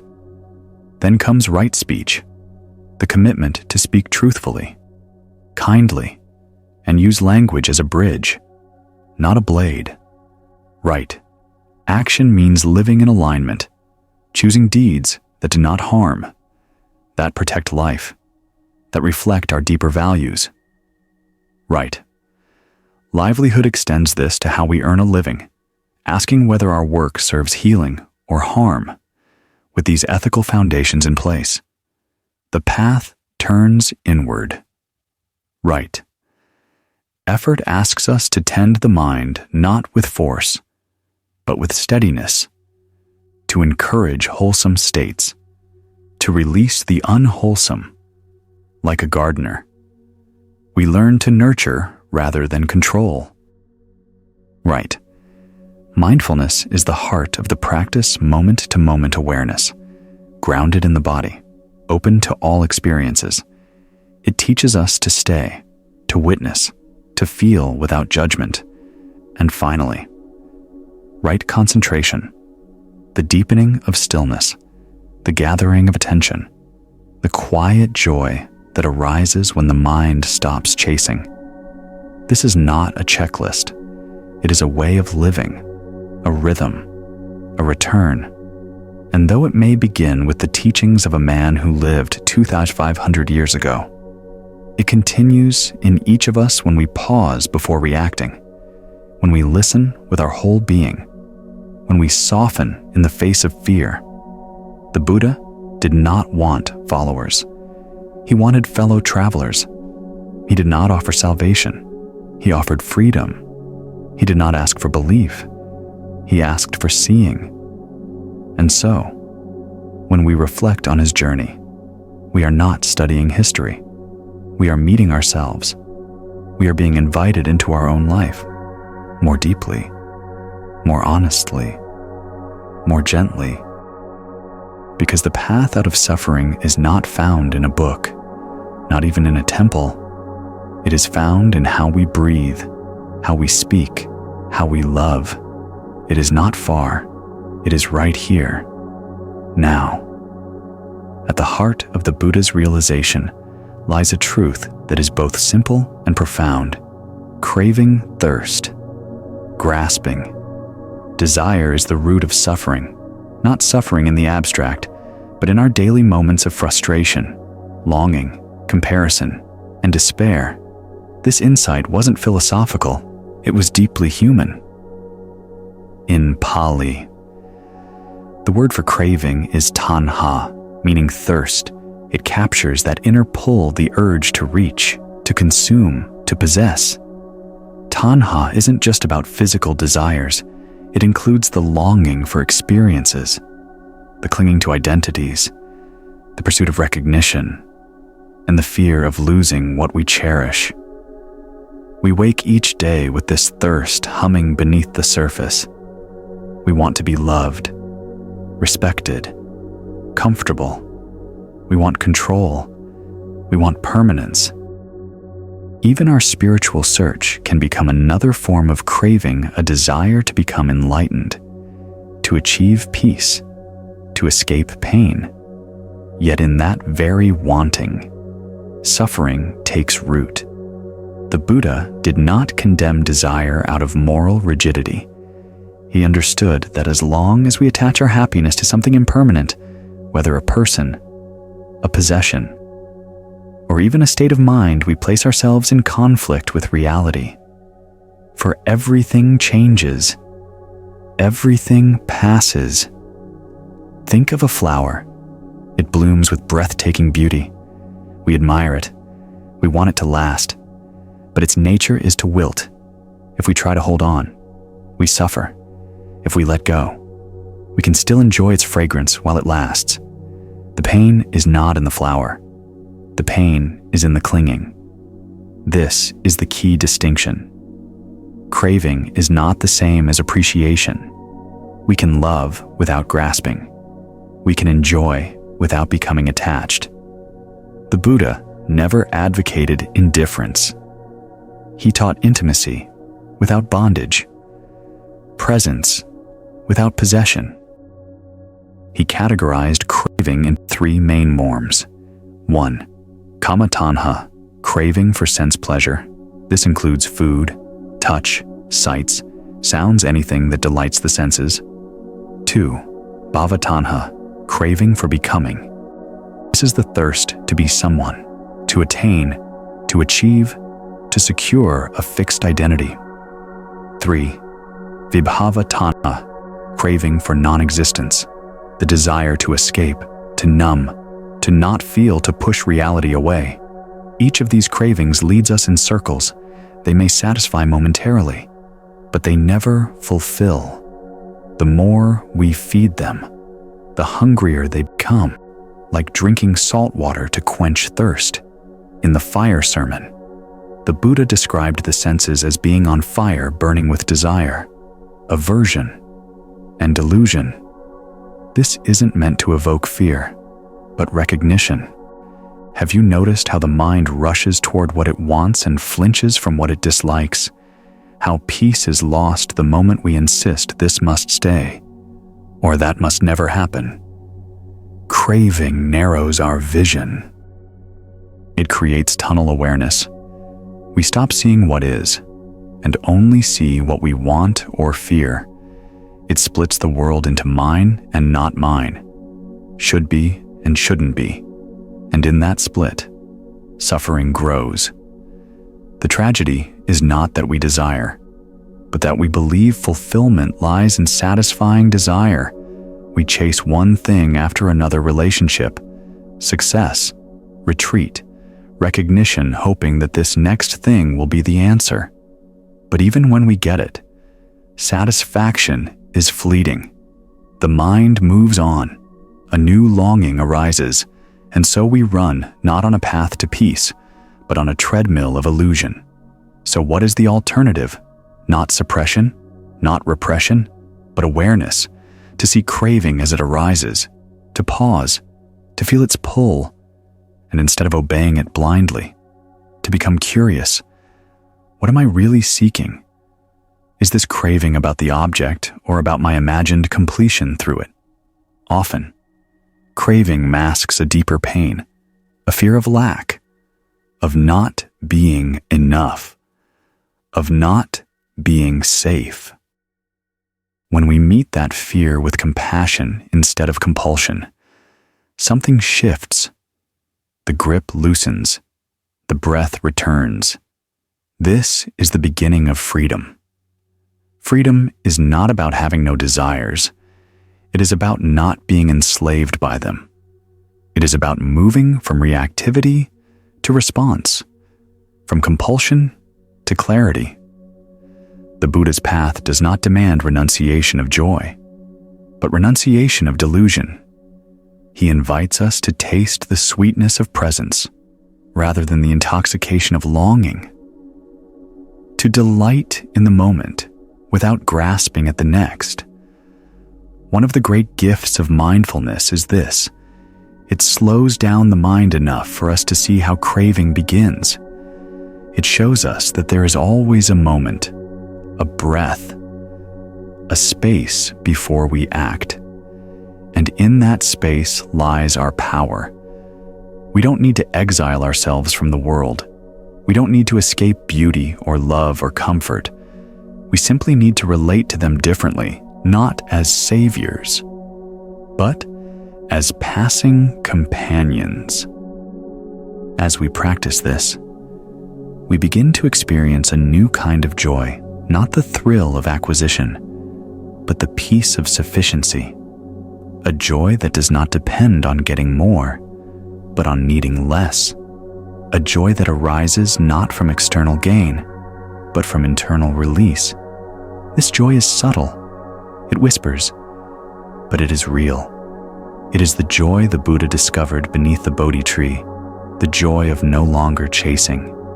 And so, when we speak of craving as the root of suffering, we are not being moralistic. We are being honest. We are naming what binds us, and in naming it, we begin to untangle it, not with force, but with love, with awareness, with each breath, letting go just a little more, until, at last, we are not pulled, not pushed, but free, here, now, enough. Among the many parables preserved in the Buddhist tradition, few are as haunting and direct as the one often referred to as the honey on the razor's edge. It is simple, it is sharp, and it cuts to the core of how we relate to pleasure and pain, craving and consequence. In this story, a man stumbles upon a razor's edge, its blade glistening. Upon closer inspection, he sees a drop of honey placed delicately on the blade. Starving and parched with thirst, He sees only the sweetness. He leans down, drawn by instinct, and licks the honey. For a moment, a flash of joy, a sweetness on the tongue. But then blood. The tongue is cut.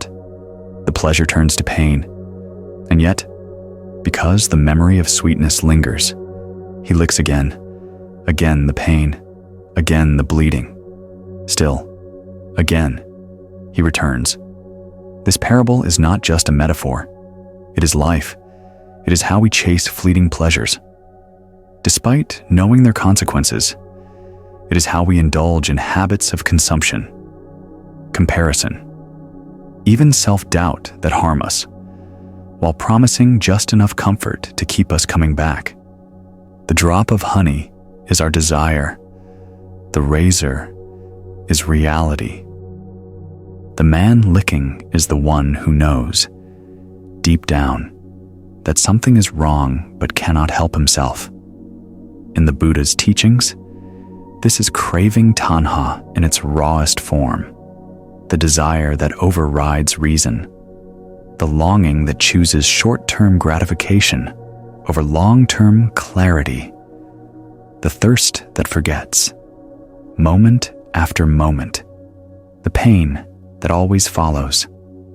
We can see this story in countless places, in the person who reaches for a drink, knowing it will numb their clarity, in the endless scrolling on a phone, even when it brings restlessness rather than joy, in relationships we return to, though they wound us more than they hold us, in anger, when we indulge it just to feel powerful, knowing it burns us first.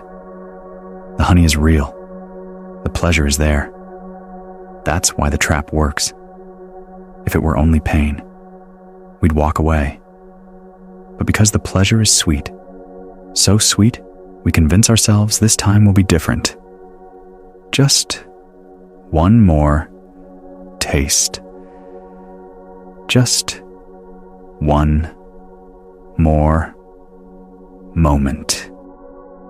The Buddha, in pointing to this cycle, is not condemning us. He is illuminating the pattern. He is inviting us to see, not to suppress desire with guilt or fear, but to observe it clearly, compassionately, to notice the sharp edge beneath the sweetness. He is saying, look closely. Is this pleasure worth the pain it brings? Does it lead to peace or to more hunger? This is where mindfulness becomes medicine, because it allows us to pause, to feel the tug of craving, and instead of reacting, to breathe, to ask, is this honey, or is it a blade? And if we do choose the blade, because sometimes we still will, it lets us see it without shame. Just seeing, just learning, just growing. There is no punishment here, only the gentle law of cause and effect. Craving leads to suffering. Presence leads to peace. This is not judgment. It is a map, and it is up to us to follow it. What makes this parable especially powerful is how it reveals the mechanism of addiction, not only to substances, but to ideas, emotions, identities. Anything we latch onto for comfort can become the honey. And when that comfort is unstable, the very thing we use to soothe becomes the thing that cuts. But what if we learned to love the taste of truth more than the taste of illusion? What if we could find sweetness in breath, in stillness, in letting go? The Buddha's path offers that possibility, not by taking away joy, but by revealing a deeper joy. A joy not dependent on stimulation, a joy not tied to what we get or achieve, but a joy in being awake, in seeing clearly, in walking through life with open hands, not clenched fists. Imagine the man in the parable pausing before licking the blade. Imagine him noticing his hunger, not as an enemy, but as a messenger. Imagine him turning away, not out of fear, but out of understanding. This is what awakening looks like. Not dramatic, not divine, just a quiet shift from compulsion to choice, from illusion to intimacy, from harm to healing. In this shift, we do not lose pleasure, we gain wisdom. And with wisdom, even the simplest things become sweet. A sip of water, the sound of wind, the presence of a friend. None of these cut. All of them nourish. The man who walks away from the razor may still feel hunger, but he is no longer bleeding. And that, the Buddha would say, is the beginning of true freedom. We live in a world that worships achievement. From an early age, we are conditioned to strive to accumulate, to succeed, to become. We chase degrees, careers, wealth, reputation. Each milestone promises fulfillment. Each step forward whispers, just a little more, and then you'll be complete. And yet, when we pause, truly pause, we often find something unsettling, an emptiness, a silence, not the peaceful kind, but the hollow kind. Like standing in a grand hall that once echoed with applause, now quiet, echoing only with the question, is this all there is? This is not to say achievement is meaningless, effort can be noble, mastery is beautiful. But the Buddha's wisdom reminds us when we attach our self-worth, our happiness, our very identity to what we achieve, we walk a path paved with dissatisfaction, because no achievement lasts.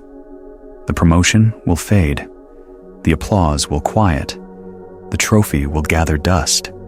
Even the most meaningful accomplishments, building a family, creating art, serving others, will one day dissolve into memory, then vanish into time. Everything we build on shifting sand, and yet we keep building believing that this time it will be different. The Buddha understood this cycle well.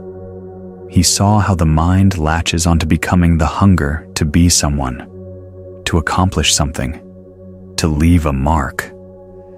This hunger, bhavatanha, is not just about ego. It's about fear. The fear that we are not enough as we are. The fear of impermanence. The fear of being forgotten. And so we chase. We climb ladders, compete for status, refine our image. We project success even as we tremble inside. We reach the summit only to find another mountain. This is the tragedy of craving masked as ambition. It never satisfies. There is a story of a man who spent his whole life collecting rare and priceless stones. His home was filled with them, each perfectly cut, carefully displayed. When asked why he kept collecting, he said, "I'm building a legacy. One day, people will remember me through these." But when he died, his children sold the stones, unaware of their value. His name faded. His collection scattered. This is not a judgment of his passion, but a reflection of attachment. When we tie meaning to things that do not endure, suffering is inevitable. So, what is the alternative? Should we renounce all goals? Should we stop creating, building, dreaming? Not necessarily. The Buddha never taught passivity. He taught clarity. He invited us to ask, what is driving me? Is it fear? Is it ego? Is it the illusion that my next achievement will finally make me whole? And then he offered a different orientation, not toward becoming, but toward being, instead of chasing fulfillment. Can we rest in presence instead of defining ourselves by what we've done? Can we learn to know ourselves beyond identity? This shift is subtle, but transformative. It means we can still strive, but with softness. We can still create, but without clinging. We can still succeed, but without the illusion that success defines us. Because even the greatest external victories cannot fill the inner void that comes from forgetting who we truly are. And who are we? If not our achievements, we are awareness. We are breath. We are the quiet space behind every doing, the stillness beneath every role. When we touch that stillness, the need to prove dissolves. We move not from lack, but from love. We act not to be seen, but because we see. And in that way, even the smallest acts become sacred. Washing a dish, speaking with kindness, taking a single mindful step. These are not achievements the world celebrates, but they are signs of awakening. They come not from emptiness, but from fullness. There is a Zen saying, before enlightenment, chop wood, carry water. After enlightenment, chop wood, carry water. The tasks do not change, but the heart behind them does.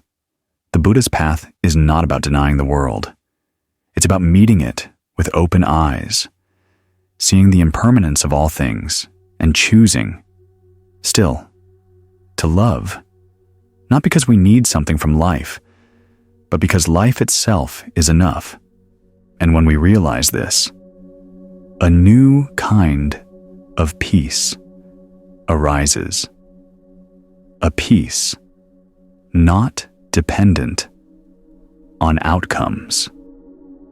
A joy not measured by achievement. A contentment that remains, even as the world changes. That is the freedom the Buddha offered, not escape, but release, not withdrawal, but wise engagement, not hollow success, but true presence. So the next time you achieve something, pause, feel it, celebrate it, and then, gently, let it go, like the breath, like the sunset, like everything that comes and goes. In that letting go, you will find not loss, but space, and in that space, something deeper than achievement will arise, a quiet joy, a still strength, a truth that does not fade. Desire is not the enemy. This may surprise some, especially when studying Buddhism's emphasis on renunciation. But the Buddha never said to hate desire, to fear it, or to crush it with guilt. What he taught was subtler, more compassionate, and ultimately more powerful to observe it, to see it rise, to see it fall, to understand its nature, and then to let it go not with force, but with understanding. This is the essence of practice. Desire arises in every human heart. The desire for food, touch, recognition, success, connection. These are not bad. They are simply part of being alive. But when desire turns into craving, when we feel we must have something to be whole, we become entangled. We become caught. The Buddha called this entanglement tanha thirst, a thirst so deep it cannot be quenched by the very things we use to satisfy it. So how do we work with desire? Not by suppression, but through awareness. Imagine sitting in meditation. A thought of chocolate cake appears, a memory of someone you miss, a longing for a different life. You notice the thought. You feel the tug in the body, the tightening in the chest, the heat in the hands. You watch the mind building stories. I need this. Without it, I'm not okay. And instead of reacting, you pause, you breathe, you stay. This moment of staying, of watching without acting, is where the transformation begins. You start to see the desire is not solid. It moves. It shifts. It's made of thought, sensation, memory. It promises satisfaction, but it never quite delivers. It's like a mirage in the desert, compelling from afar, but empty when touched. The more you watch desire, the less control it has over you. You begin to recognize its patterns. You see how it rises strongest when you're tired, lonely, or bored. You see how it often masks something deeper: fear, sadness, shame, and in that seeing, compassion arises, not condemnation. Compassion, because you realize craving is not a sin. It's a signal. It's pointing to an unmet need, an unseen wound, a forgotten wholeness. And when you meet that craving with kindness, not indulgence, not repression, but gentle awareness, it begins to dissolve. This is not about perfection. Desire will still come, but it will come like clouds passing through the sky of your awareness. You don't need to hold them. You don't need to push them away. Just watch. Just breathe. This is what it means to let go. Not to forcefully release, but to no longer hold on. Letting go is not something you do. It's what happens when you understand deeply enough. There's a story from the Zen tradition. A monk is crossing a river. He carries a heavy sack of gold, a gift from a village he helped. Halfway across, the current grows strong. The sack becomes heavy. He knows if he holds on, he may drown. He hesitates. Then, with one breath, he lets go. He reaches the other shore wet, empty-handed, but alive. Letting go is like this. It's not denial. It's choosing life over attachment. And it happens not in grand gestures, but in small moments, in saying no to one more scroll, in pausing before speaking a reactive word, in breathing through the urge to control someone else.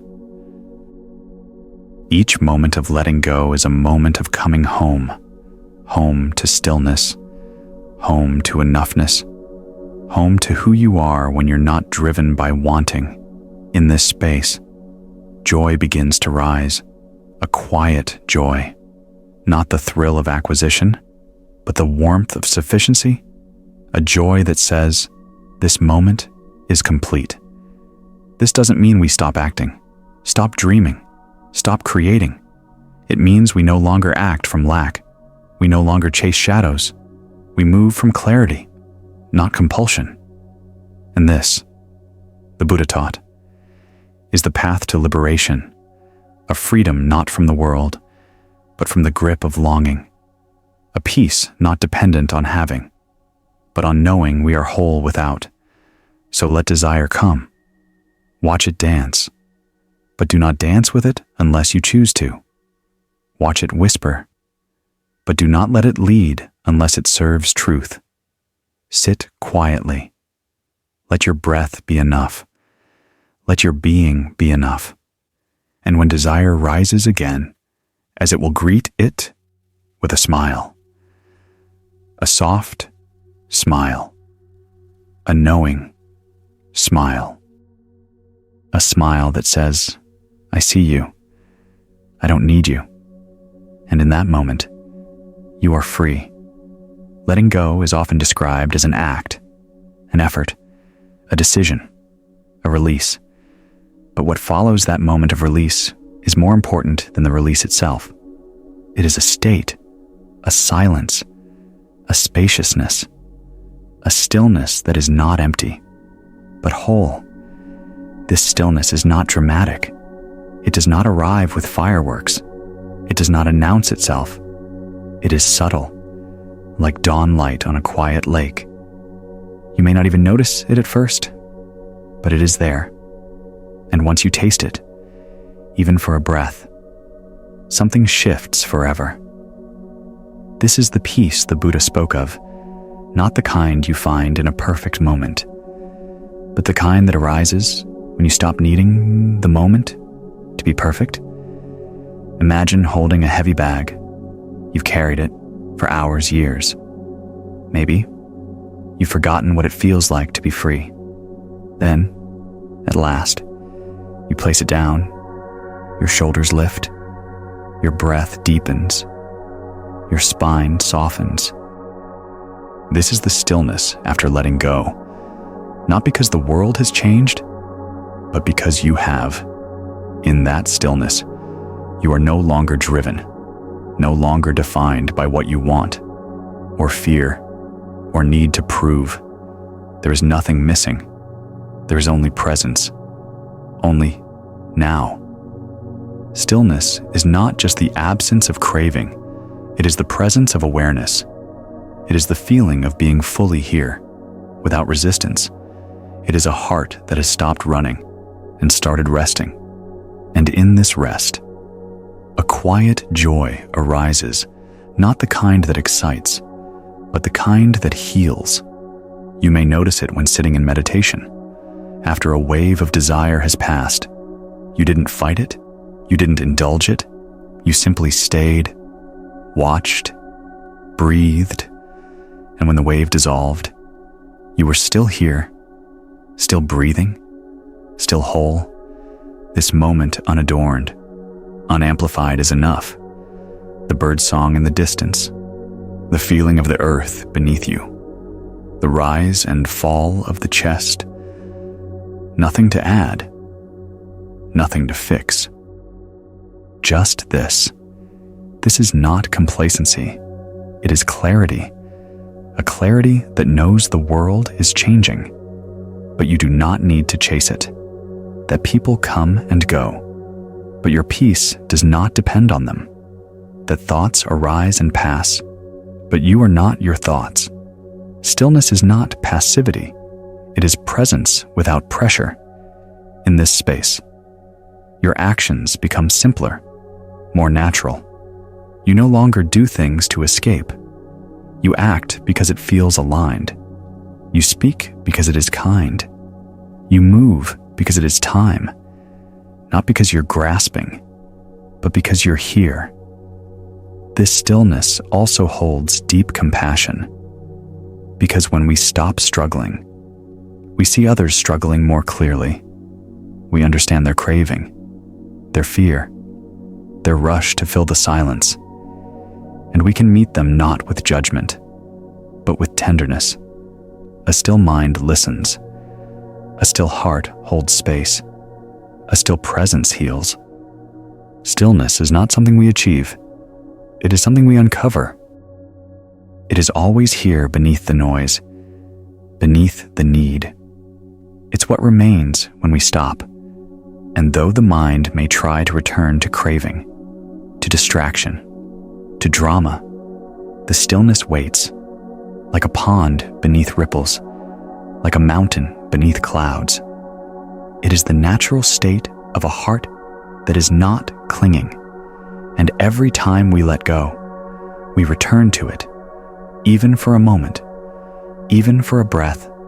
This is why practice matters, not to reach some perfect state, but to touch stillness again and again, to remember what we are beneath all our stories. Stillness is the gift of letting go, and once we learn to value it, not as an escape, but as truth, we stop fearing what we lose, because we know what we gain.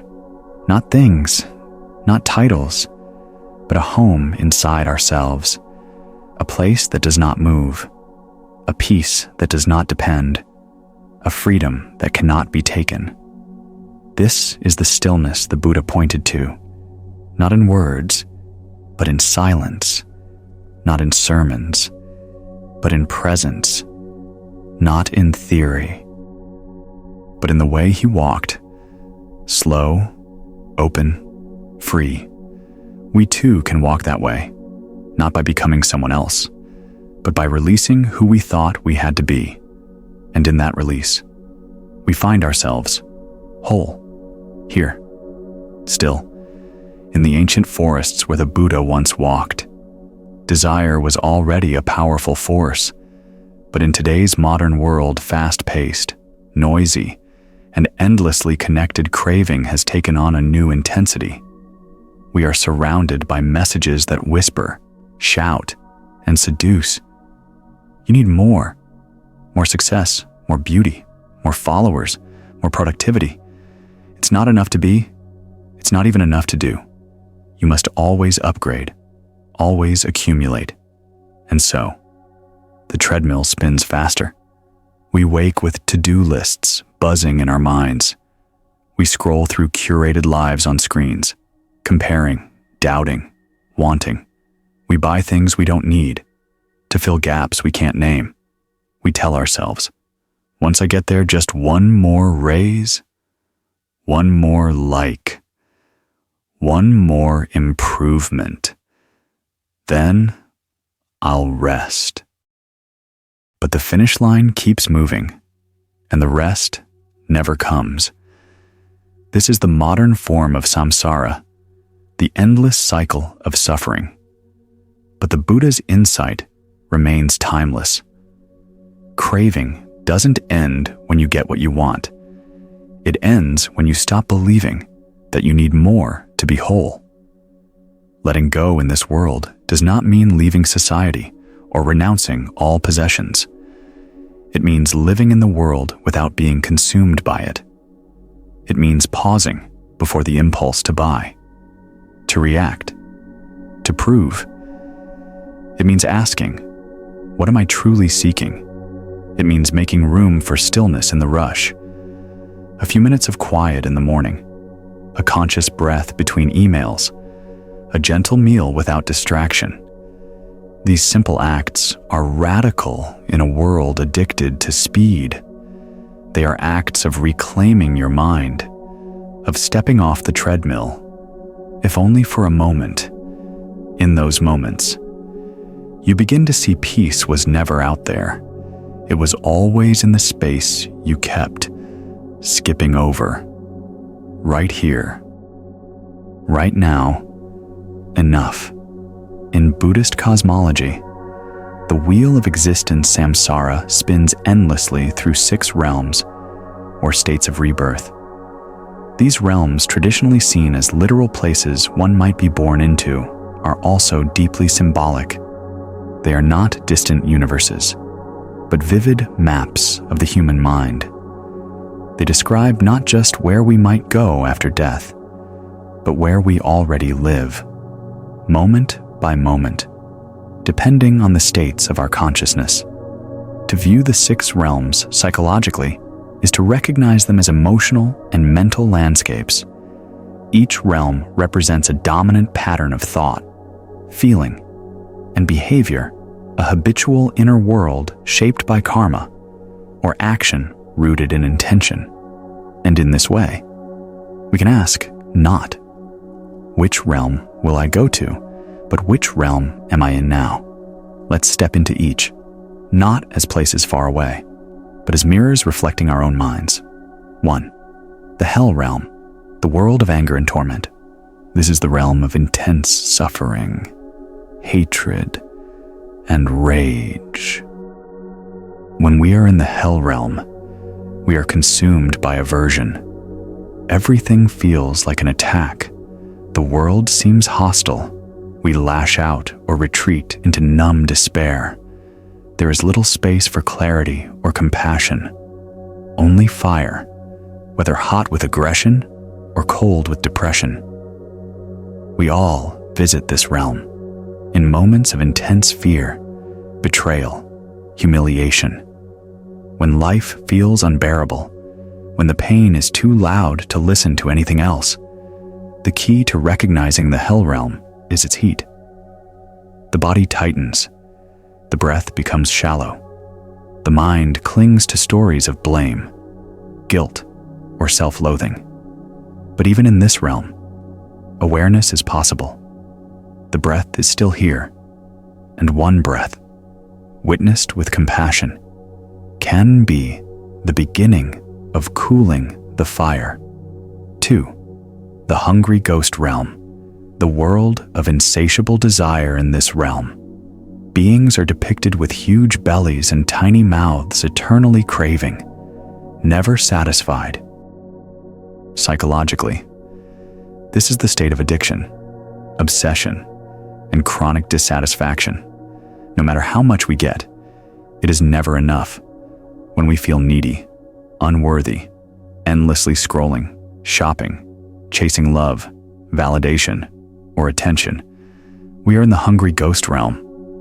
It whispers, "If only I had that, then I'd be okay." But once we get it, the hunger returns. The tragedy of this realm is not just its suffering, but its delusion that something external can fill an internal emptiness. Mindfulness here means feeling the craving in the body, naming it, noticing the thoughts it spins, and gently asking, what am I really hungry for? Often, it's not a thing, but connection, belonging, peace. 3. The animal realm, the world of instinct and fear. The animal realm is marked by ignorance and fear-driven habits. In this state, we act out of survival, avoiding discomfort, clinging to routine, resisting change. It's not evil, it's unconscious. We live in the animal realm when we avoid growth out of fear, when we follow the crowd without question, when we react impulsively to threats, real or imagined. There's safety here, but also stagnation. Compassion is essential in this realm. We honor the instincts that once protected us, but we also learn to question them. To ask, is this fear real? Is this reaction helpful? Can I pause and choose through awareness? Instinct can give way to insight. 4. The human realm, the world of reflection and balance. This realm, while still part of samsara, is considered the most auspicious. Why? Because it offers the right balance of suffering and joy, challenge and possibility. In the human realm, we have enough pain to seek freedom, but enough stability to practice. It is the realm of conscious choice. Here, we reflect. We ask deep questions. We seek wisdom. We learn from mistakes. We develop compassion not just through teachings, but through lived experience. And yet, even the human realm is impermanent. We fall into craving, anger, distraction. We forget, we return, but each return is a new opportunity to wake up, to begin again. 5. The demigod realm. Asura, the world of competition and envy. Beings in this realm are powerful, intelligent, and ambitious, but constantly struggling. They are obsessed with comparison. They want to win, to dominate, to prove. Psychologically, this realm appears when we are driven by ego, jealousy, and the need to be better than others. It's a restless realm. Even when successful, the Asura mind is never content. There's always someone doing better. And so, life becomes a battleground. Many modern workplaces reflect this realm. Social media can amplify it. To exit this realm is to stop comparing, to rejoice in the joy of others, to find worth not in being above, but in being real. Gratitude and humility are the medicine here. 6. The God realm, the world of pleasure and denial. Ironically, the most pleasant realm is also the most dangerous spiritually. In the God realm, everything is beautiful, pleasurable, and effortless. But this ease creates ignorance. Beings here believe they are beyond suffering until it comes. And when it does, they are unprepared. In our lives, this realm shows up when things are going well. We feel invincible. We forget others are struggling. We avoid discomfort. We deny death. The God realm seduces us into spiritual complacency, but suffering is not absent forever. The fall is inevitable, and when it comes, it can be devastating. The path here is to remember even joy is impermanent. even abundance is not immunity. And so, while enjoying beauty, we remain grounded, we stay close to the breath, we practice even when things are good. Why the realms matter. Understanding the 6 realms psychologically helps us meet ourselves with more compassion. We begin to see that suffering is not punishment, but pattern, not fixed, but fluid. One day, 1 hour, we may visit all 6 realms. We rage, then feel numb. We crave, then reflect. We envy, then awaken. We rise, then forget, and the wheel turns. But with mindfulness, we step off the wheel even for a breath. We see clearly, we choose wisely, and in that choosing, we glimpse the freedom the Buddha spoke of, not in another world, but right here, not in some future life, but in this very mind, right now. Among the 6 realms of existence in Buddhist cosmology, the human realm is seen as uniquely precious, not because it is free from suffering, but precisely because it holds the right balance of joy and pain, distraction and awareness, stability and challenge. It is said that to be born as a human, especially with the conditions conducive to spiritual practice, is rarer than a blind turtle surfacing once every 100 years through a golden yolk floating in the vast ocean.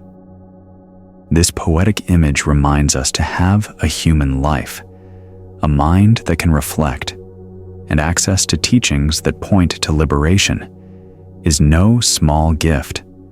Why is the human realm so special? Because only here can we suffer enough to want to wake up, but not so much that we are overwhelmed. In the hell and hungry ghost realms, there is too much pain. Minds in those states are consumed by rage, fear, or craving. There's little space for calm reflection. In the animal realm, instinct dominates. There's no capacity for deeper understanding. In the God realms, pleasure seduces. There's no urgency to practice. Everything feels too easy. And in the Asura realm, we are too busy fighting for superiority to pause and look within. But the human realm sits in the middle. We are aware of impermanence. We feel joy and loss, connection and loneliness, growth and aging. We know death is coming, but we also have the time and clarity to ask, is there more than this cycle we see suffering around us and within us? And if our hearts are open, this suffering becomes the doorway to compassion, to wisdom, to the path. Only humans can hear the Dharma and respond with understanding. Only humans can consciously decide to sit still, observe the mind, and commit to transformation. Only humans have the blend of intellect and emotion, agency and vulnerability, to walk a spiritual path with intention. And yet, this opportunity is fragile.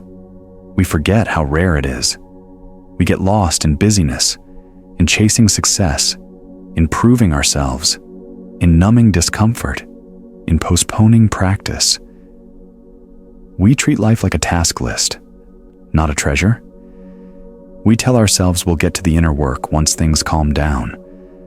But life rarely calms on its own. The world is loud, and the distractions are many. That is why the Buddha urged us to reflect on the rarity of human birth. Not to instill fear, but to awaken urgency, because this life, with all its imperfections, is exactly the ground we need to awaken, right here in this body that aches, in this mind that wanders, in this heart that longs. The conditions are not perfect, but they are enough. We don't need to wait. We can begin now, by turning inward, by watching the breath, by feeling the impermanence of every moment. by softening to our suffering and to the suffering of others, by asking not, what can I get from life but what is life asking of me? And perhaps, in those quiet moments of presence, we begin to see that being human is not a curse, but a calling, a chance not just to survive, but to awaken, a chance not just to be, but to become free, to meet each moment not as an obstacle, but as a teacher, to love not perfectly, but wholly, to walk not in some ideal world, but in this messy, beautiful, painful, sacred life with mindfulness, with kindness, with courage. This is the heart of the path, and it begins with remembering. This human life is precious. It will not last. But while it does, we can choose to make it meaningful, not by what we achieve, but by how deeply we live, how fully we feel, how gently we let go, and how sincerely we return again and again to what matters most. Now, here, this breath, this chance, this sacred, fleeting, human life.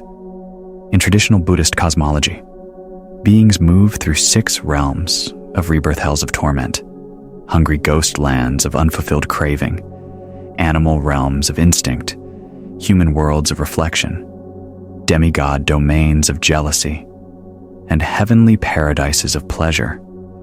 But in deeper teachings, the Buddha points to a more immediate truth. These realms are not just places we may go after death. They are states of mind we pass through every day. You don't need to die to visit hell. You can fall into hell in a single moment of rage when anger consumes your body like fire, when your breath tightens, your vision narrows, and all you can feel is hatred. That's not metaphor. That is hell. And we've all been there. The realm of the hungry ghost appears when we're driven by endless wanting, when no achievement, no affection, no possession can fill the hole inside. We keep reaching, grasping, comparing, believing that something out there will finally complete us. But it never does. That's the realm of craving, and it's exhausting. Even the animal realm lives within us, not in wildness, but in numbness. When we live by habit alone, when we fear change, when we follow the crowd mindlessly, when we forget to question, to reflect, to feel, that's not stupidity. It's survival mode, a fog that keeps us asleep. The hell, hungry ghost, and animal realms are heavy, but so are our darkest moods, our loneliest nights, our deepest despair. These realms are not far away. They are the psychic shadows of our own lives, yet the same is true for the higher realms. We touch the human realm whenever we pause, reflect, choose compassion, when we suffer, but don't collapse when we learn, grow, open, and love. Despite the pain, we are walking in the world of awakening. The demigod realm arises when we're caught in comparison, driven by ego, caught in competition. We want to win. We envy. We fear being outshined. Success becomes a battlefield. And though we may seem powerful on the outside, inside, we're restless. The God realm, the heavenly world of bliss, can be felt in moments of ease, luxury, deep joy. Everything feels perfect, but this state, though pleasant, is also dangerous spiritually. Why? Because it numbs us to impermanence. We begin to believe pleasure will last, and when it fades, as it always does, we fall hard. Each realm reflects a specific mental tone. Hell, hatred, hungry ghost, craving, animal, ignorance, demigod, jealousy, God, pride. human balance. We don't live in one realm forever. We move through them like weather. In one day, you might wake in the God realm, fall into the hungry ghost realm by noon, slip into the hell realm during an argument, and return to the human realm before bed with a breath of mindfulness. This is liberating, because it means we are not stuck. We can shift realms not by dying, but by seeing, by waking up to what state our mind is in, and making a new choice. In this view, karma is not about cosmic punishment. It's about habit. What you repeat becomes your realm. If you feed anger, you live in hell. If you feed compassion, you rise toward the human or God realms. If you cultivate mindfulness, you step off the wheel entirely. So the question is not, what realm am I destined for? The question is, what realm am I creating right now in every moment? You have a choice. Feed craving or breathe through it. Cling to anger or soften. Sleepwalk in habit or wake up with awareness. This teaching is not abstract. It's deeply practical. It invites us to be honest about how we feel, how we think, how we act, not as judgments, but as invitations. If you're in hell, don't despair. Feel the fire. Name the suffering. And remember, you don't have to stay. If you're in a hungry ghost state, pause. Ask what you're truly hungry for, and maybe try feeding your heart instead of your craving. If you're in an animal fog, shake yourself awake. Choose a breath. Choose presence. Choose a small act of clarity. And if you're in a higher realm, enjoy it. But don't cling. Use the peace as fuel for deeper insight. These realms are not cages. They're reflections. And through awareness, we become free, not from the world, but from the unconscious spinning that binds us. We become travelers who recognize every realm, but do not get lost in any. We become pilgrims, not of places, but of the mind. And in this journey, every moment is a gateway, every emotion a teacher, every realm a mirror, until one day, we don't just pass through the realms, we see beyond them, and we rest not in any particular state, but in the still space that holds them all, the space of liberation, the space of now. The image of the Wheel of Life Bhavachakra is one of the most powerful symbols in Buddhism. It shows beings endlessly moving through birth, death, and rebirth across the 6 realms of existence.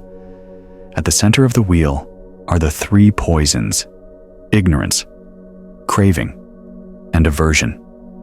These are the forces that keep the wheel turning. Around the rim, karma and action spin the cycle forward, moment after moment. But the Buddha's teaching does not stop at describing the wheel. He points to something far more radical: freedom from it. The truth he invites us to discover is not within the wheel. It is beyond it. Not a better rebirth, not a more pleasant realm, but complete liberation. What lies beyond the wheel is nirvana, not a place, not a heaven, not an escape, but a state of profound clarity, peace, and non-grasping. It is the end of becoming, the end of the illusion of self, the end of suffering at its root. This can sound abstract, even unreachable. But in reality, this stepping outside the wheel is available here and now. It begins not with death, but with seeing the wheel for what it is, seeing the habits that keep us bound, seeing how every moment we grasp, resist, or sleepwalk, we re-enter the cycle. But when we awaken to this, truly awaken, not just intellectually, but experientially the wheel begins to lose its grip. We stop spinning. We pause. And in that pause, something opens. A space of freedom. A breath of non-reactivity. A taste of truth. This is what the Buddha realized under the Bodhi tree. Not just that life contains suffering, but that there is a way out. The path is not to escape the world, but to see through the illusions that bind us to it. To see that what we call self is a process, not a thing. To see that craving creates becoming and letting go dissolves it. To see that peace is not found in the next achievement, the next identity, the next rebirth, but in this moment, when the mind no longer clings. Stepping outside the wheel means living with wisdom. It means responding, not reacting, acting from compassion, not ego, seeing impermanence and not being afraid. It's not about becoming detached from life, but about engaging it with deep presence. You still feel, you still love, you still act, but you no longer demand that life fulfill your illusions. You no longer chase what cannot last. You no longer fear what must change. This is freedom not from life, but within life. To touch even one moment of this awareness is to know the direction of the path. To rest in this moment without seeking more. To breathe and be enough. To meet joy without clinging and pain without resistance. To hold the world lightly and to walk with an open heart through a changing world in the image of the wheel of life. There is always a small figure, often the Buddha pointing not at the wheel. But beyond it, that finger is the teaching. It says, look deeper. Don't just polish your realm. Don't just spin faster. See the mechanism, see the cause, and then step off, not by force, but by understanding. And what remains when the spinning stops? Stillness, clarity, compassion, reality, unfiltered, a truth that was always here, beneath the noise. Beyond the wheel is not another realm. It is your own awake mind, waiting, right now.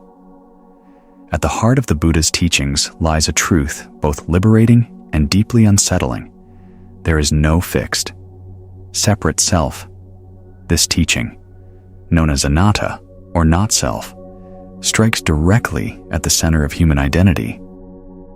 It is not a philosophy to be believed, but a reality to be seen, touched, and lived, and once glimpsed, even for a moment. It begins to dissolve the roots of suffering. But let's be honest, this teaching is not easy. We spend our lives building a self, a name, a story, a role, a body, a history. We say, this is who I am. We defend it, protect it, perfect it, and we suffer for it. Because everything we attach to this me is fragile. The body ages, the reputation changes, the thoughts shift, the emotions rise and fall. What we call self is not a solid thing, but a flow, a process, a dance of causes and conditions. The Buddha, through deep meditation, saw this with stunning clarity.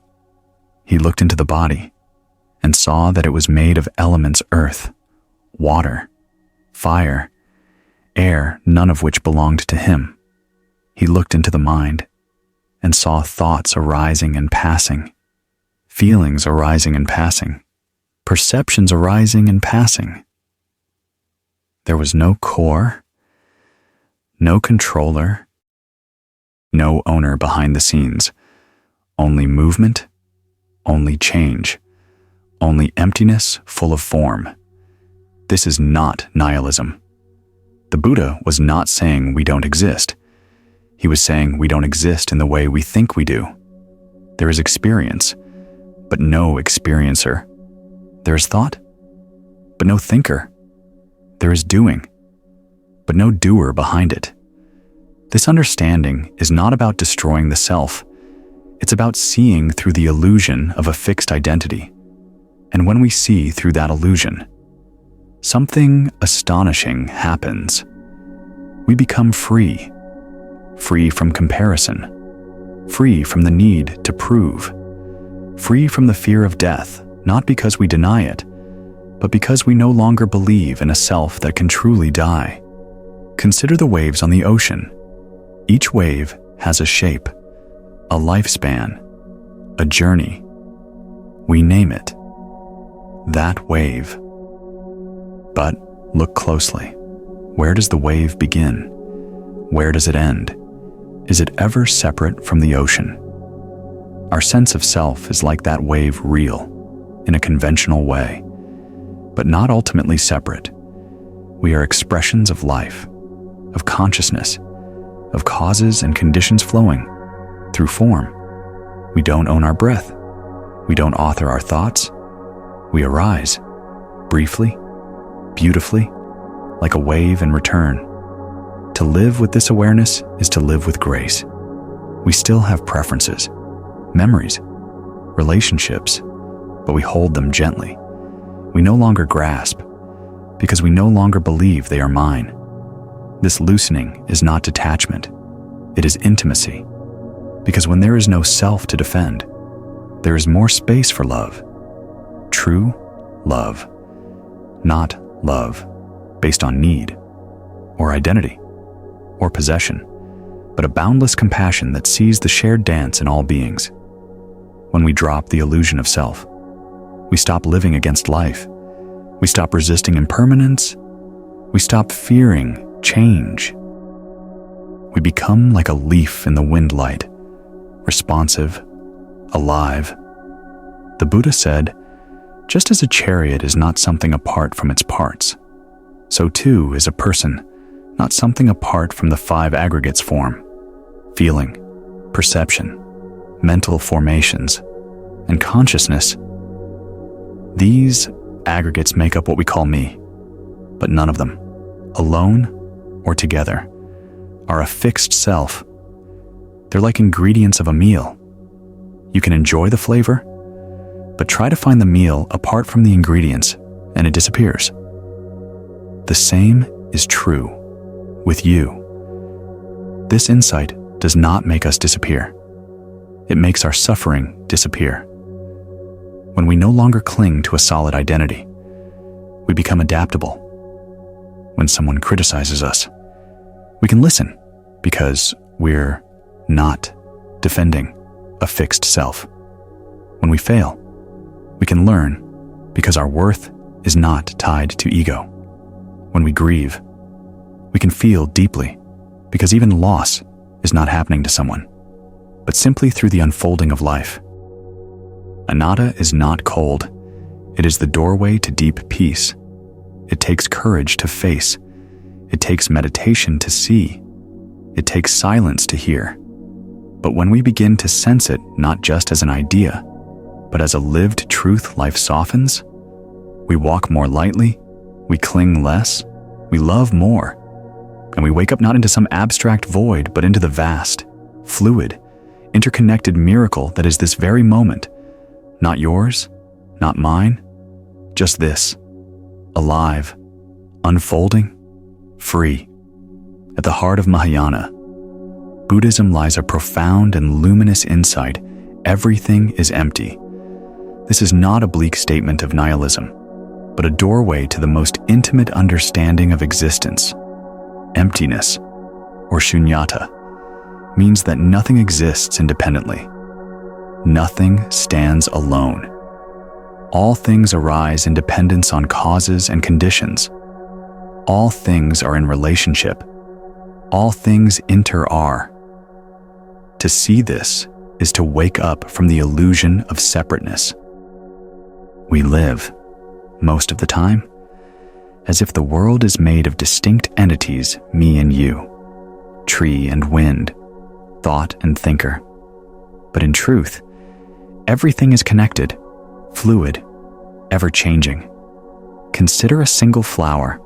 At first glance, it seems like a separate object. But look more deeply. Where is the flower without sunlight, without soil, without rain, without the seed? The gardener, the air remove any of these, and the flower disappears. The flower is not just itself. It is made entirely of non-flower elements. It is full of the sun, full of the cloud, full of the earth. And so are you, and so am I. We are not fixed identities, but temporary expressions of countless causes and conditions. Our bodies carry the breath of ancient trees, the minerals of ancient stars, the warmth of ancestral love. Our thoughts echo the words of teachers, friends, cultures, books. Our consciousness is shaped not in isolation, but in the space between us. This is the truth of interbeing, a term beautifully coined by Zen master Thich Nhat Hanh. It means we enter are. Nothing exists by itself. When the Buddha taught about emptiness, he was not saying that things don't exist at all. He was saying they do not exist independently or inherently. This frees us from clinging. If nothing has a fixed, solid identity, then we don't need to grasp or resist. We can flow with change. We can rest in the openness of reality. We can let go, not into void, but into vastness. Emptiness is not absence. It is spaciousness. It is the room within which everything dances, like music arises from silence, like waves from water. Form arises from emptiness, and emptiness is not far away. It is right here, in this breath, this cup of tea, this moment. To see emptiness is to see form clearly, not as rigid, but as alive. It's to see that a person is not just a body, or a role, or a thought, but a dynamic unfolding of life. It's to see that conflict comes from forgetting this truth when we fix people in categories, when we make ourselves into enemies, when we cling to views as right and others as wrong. But when we see emptiness, compassion arises, because we know nothing stands alone. Your suffering is not just yours. Your healing touches others. Your presence ripples outward. We are not separate drops in the ocean. We are the ocean, waving. This realization changes how we relate to ourselves, to others, to the world. We stop trying to control. We start to listen. We stop chasing permanence. We start dancing with impermanence. And the dance becomes beautiful not because it lasts forever, but because it's real. Right now, in meditation, we can touch this. As thoughts arise and pass, we begin to see, I am not the thoughts. As emotions come and go, we realize there is no one holding them.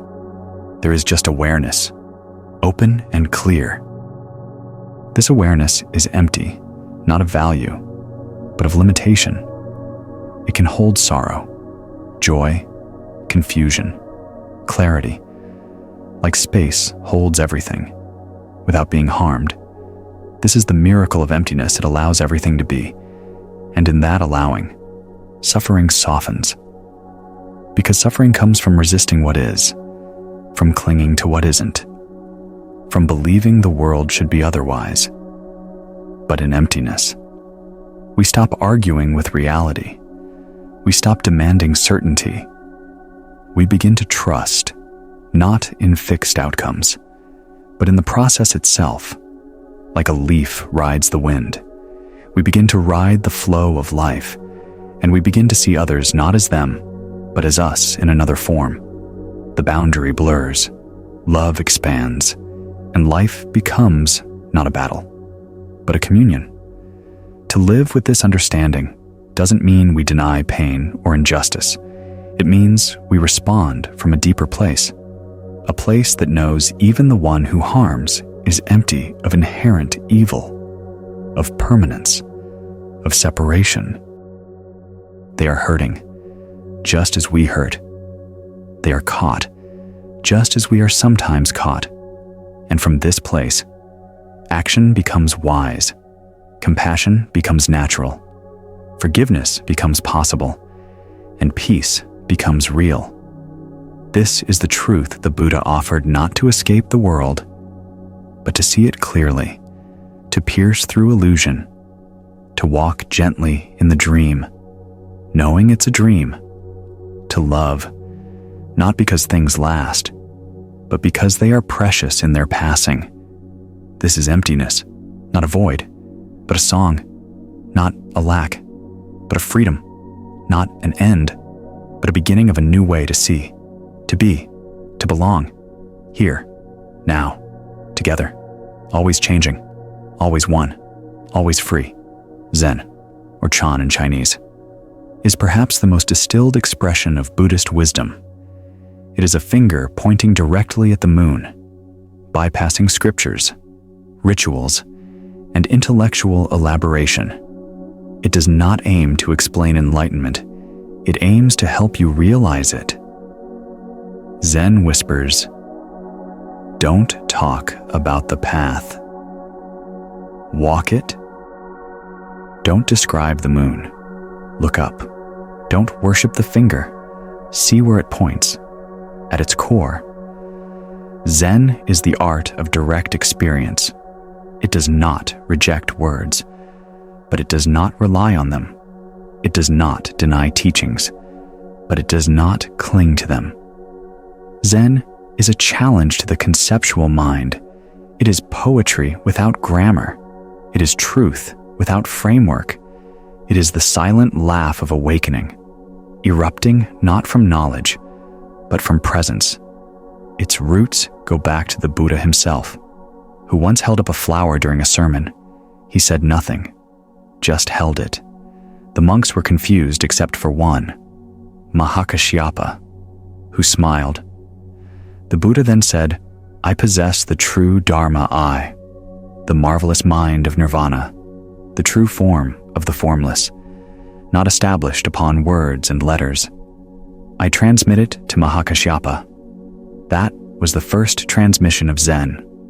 No doctrine, just a smile, a flower, and a mind that saw. This moment captures the essence of Zen. It's not what you know, it's what you see. It's not what you say, it's how you are. Zen does not ask you to become a scholar.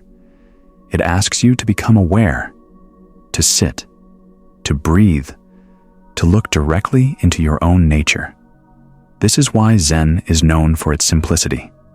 But simplicity does not mean shallowness.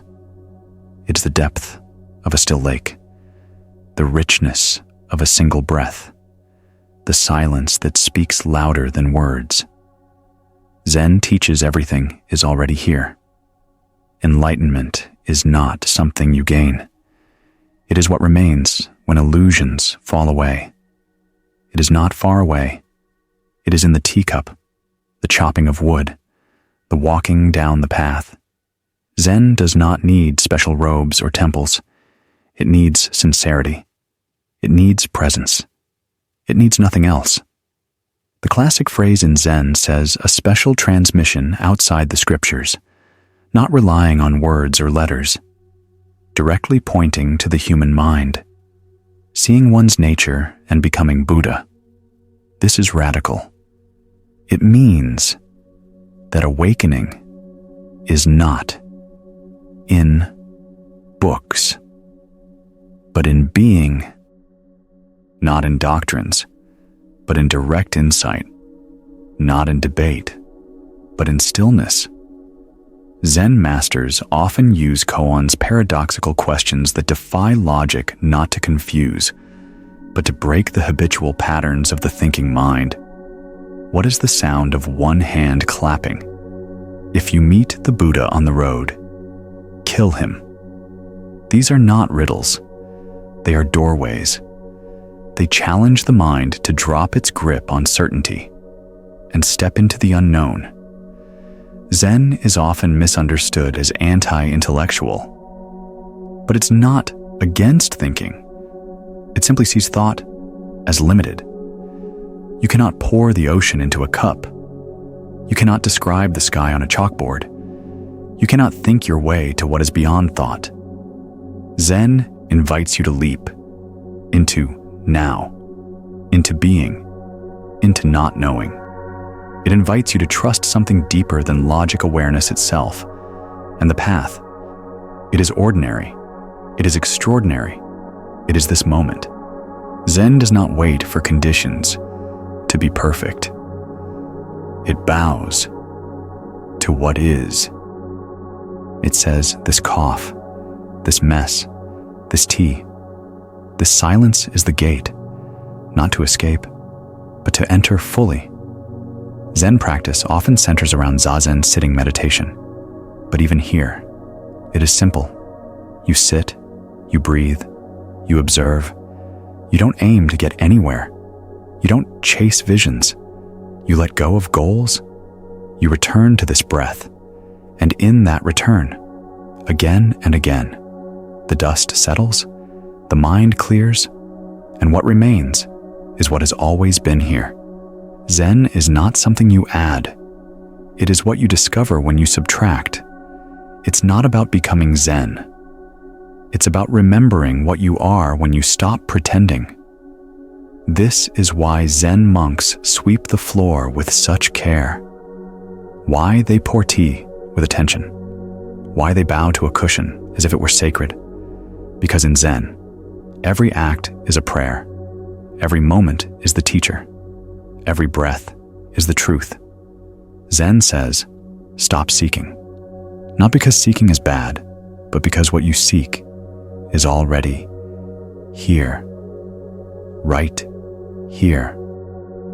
Not in a future state, not in a better version of you, but in this breath, this silence, this life, exactly as it is. Zen doesn't argue. It invites. It doesn't define. It points. It doesn't promise. It shows. And what it shows is beyond words, beyond ideas, beyond you. And yet, it is you. Not the you that tries to improve, but the you that simply is, unborn, undying, clear, alive. So when someone asked a Zen master, what is the way, he simply said, everyday mind is the way. Another asked, what is Buddha? The master replied, this very mind. Zen is not an answer. It is a mirror. It shows you yourself, not the self you think you are, but the one who sees, the one who is always here, right now, right now, right now. Zen, though widely associated with Japan today, did not begin there. Its roots reach deep into India, through the teachings of the Buddha himself. Its journey across cultures, from the mountains of northern India to the monasteries of China, and finally, to the silent halls of Japan, is a story of transformation, adaptation, and unbroken essence. The beginning lies in silence, when the Buddha held up a flower instead of speaking, and Mahakashyapa smiled. A seed was planted. That silent transmission mind to mind became the heart of Zen truth beyond words. From India, this essence traveled to China, carried by a monk named Bodhidharma, a fierce, uncompromising teacher, often portrayed with wide eyes and a penetrating gaze. In the 6th century CE, Bodhidharma arrived at the Shaolin monastery and brought the practice of wall-gazing silent, seated meditation, stripped of ritual, scripture, and elaborate doctrine. He taught that true nature is realized through direct insight, not through reading or analysis. China, with its Taoist sensibilities and love for nature, became fertile ground. Here, Zen found a new name, Chan. It was shaped by Chinese culture, more poetic, more earthy, more accessible. Chan teachers emphasized spontaneity, simplicity, and naturalness. It was in China that many of the classic Zen stories and koans emerged, riddles that confound the logical mind and point toward awakening. Masters like Weneng, the sixth patriarch, taught that enlightenment was not a distant goal, but the nature of the mind itself. His platform sutra emphasized sudden awakening, available to anyone. Regardless of status or study, Chan became deeply embedded in Chinese monastic life. It moved beyond meditation halls into forests and kitchens. Monks worked, gardened, cooked not just as chores, but as practice. A day without work is a day without food. Said one master, enlightenment was not separate from chopping wood or drawing water. By the 12th century, Zen made its way to Japan, carried by Japanese monks who traveled to China in search of deeper training. Among them was Eisai, who introduced Rinzai Zen, and later, Dogen, one of the most revered figures in Japanese Zen. Dogen brought Soto Zen to Japan after years of studying in China. He emphasized zazen, or seated meditation, as the heart of practice. For Dogen, sitting was not a means to awakening, it was awakening. He wrote, "To study the Buddha, way is to study the self. To study the self is to forget the self. To forget the self is to be awakened by all things." In Japan, Zen flourished. It merged with the culture in quiet, powerful ways. Zen influenced the tea ceremony, turning the act of serving tea into a form of meditation graceful, slow, precise. It shaped archery, calligraphy, gardening, and martial arts. Each transformed into paths of presence. Zen temples were designed to mirror nature, minimalist, open, harmonious. Even architecture became a reflection of emptiness and stillness. Zen poetry bloomed in the form of haiku, tiny verses capturing vast silence. Listen, an old silent pond. A frog jumps into the pond. Splash, silence again. This is Zen, not an explanation, but a moment, vivid and whole. Zen in Japan became both monastic and lay. Samurai practiced Zen to cultivate clarity and fearlessness. Artists turned to Zen to touch something deeper than technique. Ordinary people sat in silence not to escape life, but to enter it more fully. Over centuries, Zen developed two main schools in Japan. Rinzai, known for its use of koans to shock the mind into awakening. Soto, centered around just sitting shikantaza with no object, no goal, just pure presence. Both carried the same essence, direct experience, not belief, not dogma, just now, just this. Zen eventually crossed oceans. In the 20th century, teachers like Shunryu Suzuki, Thich Nhat Hanh, and D.T. Suzuki brought Zen to the West. They did not bring a religion, but a practice, a way of being, a path back to the immediacy of life. Today, Zen is practiced worldwide, in temples and in living rooms, by monks and by office workers, by those who believe and those who don't, because Zen does not ask you to believe in anything. It only asks, can you be here? Can you sit, breathe, feel, and see? Can you meet this moment without running? The journey of Zen from India to China to Japan to the world is not just geographical. It is internal, a movement from thought to being, from concept to clarity, from seeking to seeing, and this journey is yours, too. Each time you pause, each time you listen, each time you bow to what is, Zen is not somewhere far away. It is right here, waiting, in this breath, in the quiet halls of Zen temples. There is one practice that forms the very heart of the path Zazen, or seated meditation. It is both the beginning and the end, the simplest of all techniques, and yet, in its simplicity, the most profound. Zazen means just sitting. Not sitting to get somewhere, not sitting to achieve enlightenment. Just sitting. This is the paradox of Zen. In most traditions, meditation is a means, a way to calm the mind, concentrate, purify, transcend. In Zen, Zazen is not a means.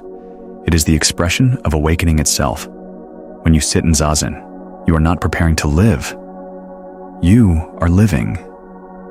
Fully, directly, awake. How does it work? You find a quiet space. You take a seat cross-legged if possible, or on a chair.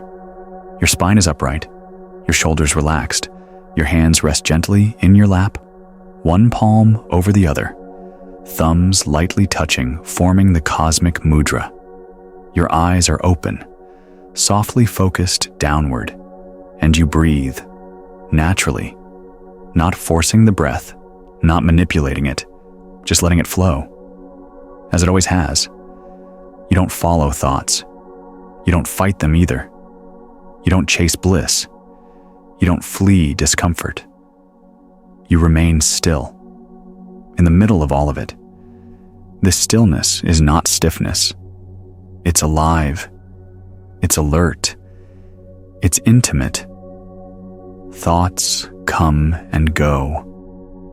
Sensations arise and pass. Emotions surface and dissolve, and through it all, you sit not as a controller, but as a witness, not judging, not fixing, just being. This sounds easy, and it is until you try. Then the mind shows its restlessness. It itches to move, to plan, to comment, to fantasize. In Zazen, you become intimately familiar with the nature of mind. You see its tricks, its stories, its resistance, and by sitting through them without feeding or fighting, you begin to taste a deeper presence, one that was always here, underneath the noise. This is why Dogen Zenji, the great Soto Zen master, said Zazen is not step-by-step meditation. It is simply the Dharma gate of joyful ease. It's not a practice to gain enlightenment. It is the manifestation of enlightenment. Each breath is complete, each moment whole. When thoughts distract you, return to the breath not rigidly, but gently. Let it be your anchor. Not something to control, but something to accompany. The breath in Zazen is like a friend always there, always steady, asking nothing, offering everything. There is no special technique, no object to visualize, no mantra to repeat. Just this sitting, just this breath, just this moment. And yet, everything is contained within it. In Zazen, nothing is excluded. The sound of rain, the ache in the knee, the flutter of doubt, the warmth of gratitude, all are part of the sitting. Nothing to push away, nothing to chase. You begin to see awareness itself is already whole. It doesn't need to be improved, only remembered, only rested into. Zazen is not about transcendence. It's about intimacy with your body, your breath, your being, with the world, exactly as it is, in this way. Zazen becomes more than a practice. It becomes a way of life. You carry the stillness with you, into walking, into eating, into speaking. You realize you don't need to escape to be free. You need to be present, and presence is always available in this body, in this breath, in this now.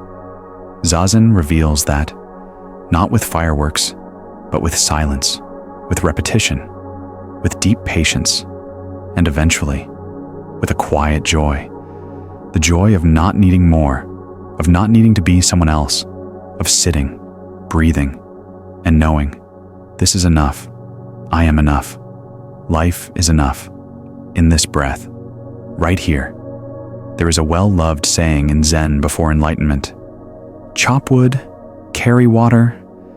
After enlightenment, chop wood, carry water. At first glance, it sounds simple, too simple. But within these few words lies the heart of Zen. It whispers of a profound truth: the extraordinary is hidden in the ordinary. And awakening does not remove us from life. It returns us to it. Let us step into the story. Imagine a monk in a remote monastery, spending his days in silence. Every morning, he rises before the sun, walks into the forest to chop wood for the fire. He fills buckets from the well and carries them back for cooking and tea. This is his rhythm, day in and day out. He sits in meditation, studies the teachings, and wonders, when will I be enlightened? Years pass. One morning, something shifts, not through a grand event, not through a vision or voice, but through a leaf falling, a bird calling, a moment of pure presence. Suddenly, everything is the same, and everything is different. He still chops wood, still carries water, but now, every movement is filled with clarity. Each step is awake. Each breath is whole. This is the meaning of the saying: enlightenment does not change what we do. It transforms how we are. Before awakening, the monk chopped wood while thinking of the future. He carried water while lost in thoughts of the past. He moved through life mechanically. After awakening, he is present, fully, utterly. The axe rises and falls in silence. The water ripples in the bucket. Each action becomes meditation. Each act becomes prayer. This teaching is not just for monks. It is for all of us. You do not need to be in a monastery. You can chop vegetables, carry groceries, answer emails. Before awakening, we do these things out of habit. We rush, resist, react. We divide our lives. This is sacred. This is not. This is spiritual. This is mundane. But Zen says everything is the path. There is no dividing line. The sacred is not separate from the ordinary. It is the ordinary, seen clearly. Washing dishes becomes zazen. Walking the dog becomes pilgrimage. Changing a diaper becomes compassion in action. Not because we impose meaning, but because we meet the moment as it is, without distraction, without grasping, with presence. This is the true miracle, not walking on water, but walking on earth with open eyes. Zen master Shunryu Suzuki once said, "Each activity is sacred if you do it with your whole heart." This is the spirit of the story.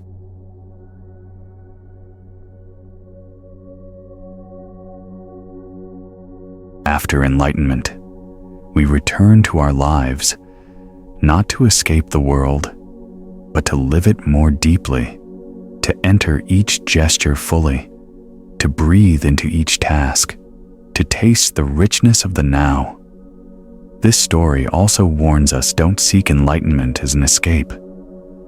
Don't chase mystical highs or spiritual achievements. Instead, look right here, in this cup of tea, this floor to sweep, this child to hold, this sorrow to feel, this joy to receive. Life itself is the teacher. Zen is not about changing your life. It's about changing your relationship to life. It's not about adding anything. It's about removing the veil, so you can see that what you've been seeking has always been chopping wood, carrying water, smiling at the rising sun. In the world of Zen, there is a strange, powerful tool unlike any other. It is not a scripture. It is not a ritual. It is not even an answer. It is a question, a koan. Koans are riddles, mysterious phrases, encounters, or dialogues between masters and students that defy logic and confound reason. At first, they seem absurd, but their purpose is not to give knowledge. It is to break the mind open. A classic example. What is the sound of one hand clapping? Another. A monk asked Master Zhao, "Does a dog have Buddha nature?" Zhao replied, "Mu. These are not puzzles to be solved intellectually. They are spiritual explosives designed to detonate the ego, to crack the shell of concepts and reveal direct experience. To understand a koan, you cannot rely on logic. You must leap into not knowing, into presence, into surrender. Koans do not ask for answers. They ask for awakening. In the Rinzai school of Zen, students work with koans as part of formal training. A master gives the student a koan to sit with not for hours, but for years. The student must return to the master again and again, presenting their understanding. If they give a conceptual answer, the master may shout, strike, or remain silent, not out of cruelty, but as a mirror, to show you are still in your head. You haven't dropped into the body of truth. When the student finally embodies the koan fully, wordlessly, the master recognizes it, and the gate opens. Koans are not meant to be explained. They are meant to be lived. Take the famous koan. When both hands are clapped, a sound is produced. Listen to the sound of one hand. This question cannot be answered by thinking. Try to explain it, and you miss the point. Sit with it long enough, and your thinking mind exhausts itself. Something deeper wakes up. Or consider, show me your original face before your parents were born. How do you show a face that is not physical, that is not formed yet? Again, the koan pushes you to the edge of reason, and then, beyond, koans dismantle the illusion of a separate self. They reveal that behind all our ideas of who we are, what life is, what awakening means, there is only this silence, awareness, this moment, alive, unfiltered. They also challenge our deepest attachments to identity, to language, to logic, because attachment is the root of suffering. And sometimes, to break it, you don't need a gentle teaching. You need a thunderclap, a jolt, a spiritual slap that wakes you up. Koans are that. They bypass the intellect. They awaken intuition. They are not for analysis. They are for transformation. Imagine trying to describe a mango to someone who has never tasted it. You could speak for hours, or you could hand them a mango. Koans are the mango. They don't describe truth. They point you to it. You must taste it yourself. And in that taste, the boundaries fall, the self dissolves, and reality pure, vivid, boundless is revealed. Even the process of failing to understand a koan is part of the path. It humbles the mind. It shows us the limits of thought. It prepares us to receive truth, not as knowledge, but as experience. One Zen master said koans are not stumbling blocks, but stepping stones. Each confusion is sacred, each frustration, part of the peeling, until what is left is not an answer, but awakening itself, in your body, in your breath, in your tears and laughter. Koans are the poetry of Zen. Their words are strange, but their silence is clear. They are not tests, they're transmissions. Not from one person to another, but from your own heart, back to itself. When the question and the questioner disappear, that is the answer. That is Zen. Zen is not confined to meditation halls or mountain monasteries. It is not locked inside scriptures or chants. True Zen lives in the ordinary. It breathes in the simple, the repetitive, the unnoticed. It is in the way we eat, wash dishes, and walk down a quiet road. In Zen, every act is practice. Every act is presence. This is not metaphor, it is reality. To eat mindfully is to know the food, the hands that prepared it, the earth that gave it, the body that receives it. It is to chew slowly, feel the texture, notice gratitude arising not forced, but natural. Zen Master Dogen said, treat the rice as if it were your own eyes, not to worship it, but to be awake with it. When you eat with presence, you are not just feeding the body, you are feeding awareness. You are honoring the chain of interbeing, and most importantly, you are truly there. Washing dishes, too, becomes sacred. Thich Nhat Hanh famously said, wash the dishes to wash the dishes, not to finish quickly, not to move to the next task, but to feel the warm water, the smooth surface of the plate, the dance of soap and movement. In that moment, the mind returns home, not lost in the past, not rushing into the future, but rooted in the now. This is freedom not from chores, but in chores. Zen teaches the path is not somewhere else. The path is this dish, this step, this breath. Walking meditation is another doorway. In many Zen monasteries, monks practice kinhin slow, deliberate walking between sittings. But you don't need robes or halls. The sidewalk outside your home is enough. With each step, feel the contact of foot and ground. Breathe with the movement. Be fully in the walking, not thinking of destination, but experiencing each step as complete. Left, right, in, out. Walking becomes a poem written with the body, and your presence becomes the ink. This way of living is revolutionary. In a world that rushes, multitasks, consumes, Zen asks us to slow down, to return, to remember that being is more essential than doing. Not because action is wrong, but because action without awareness is hollow. When you bring mindfulness to daily life, everything changes. Cooking becomes creativity. Sweeping becomes prayer. Listening becomes compassion. Even silence becomes a companion.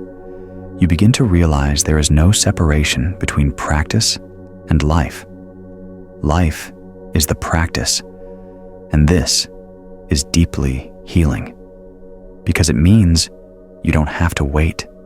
You don't have to escape. You don't have to be anyone else.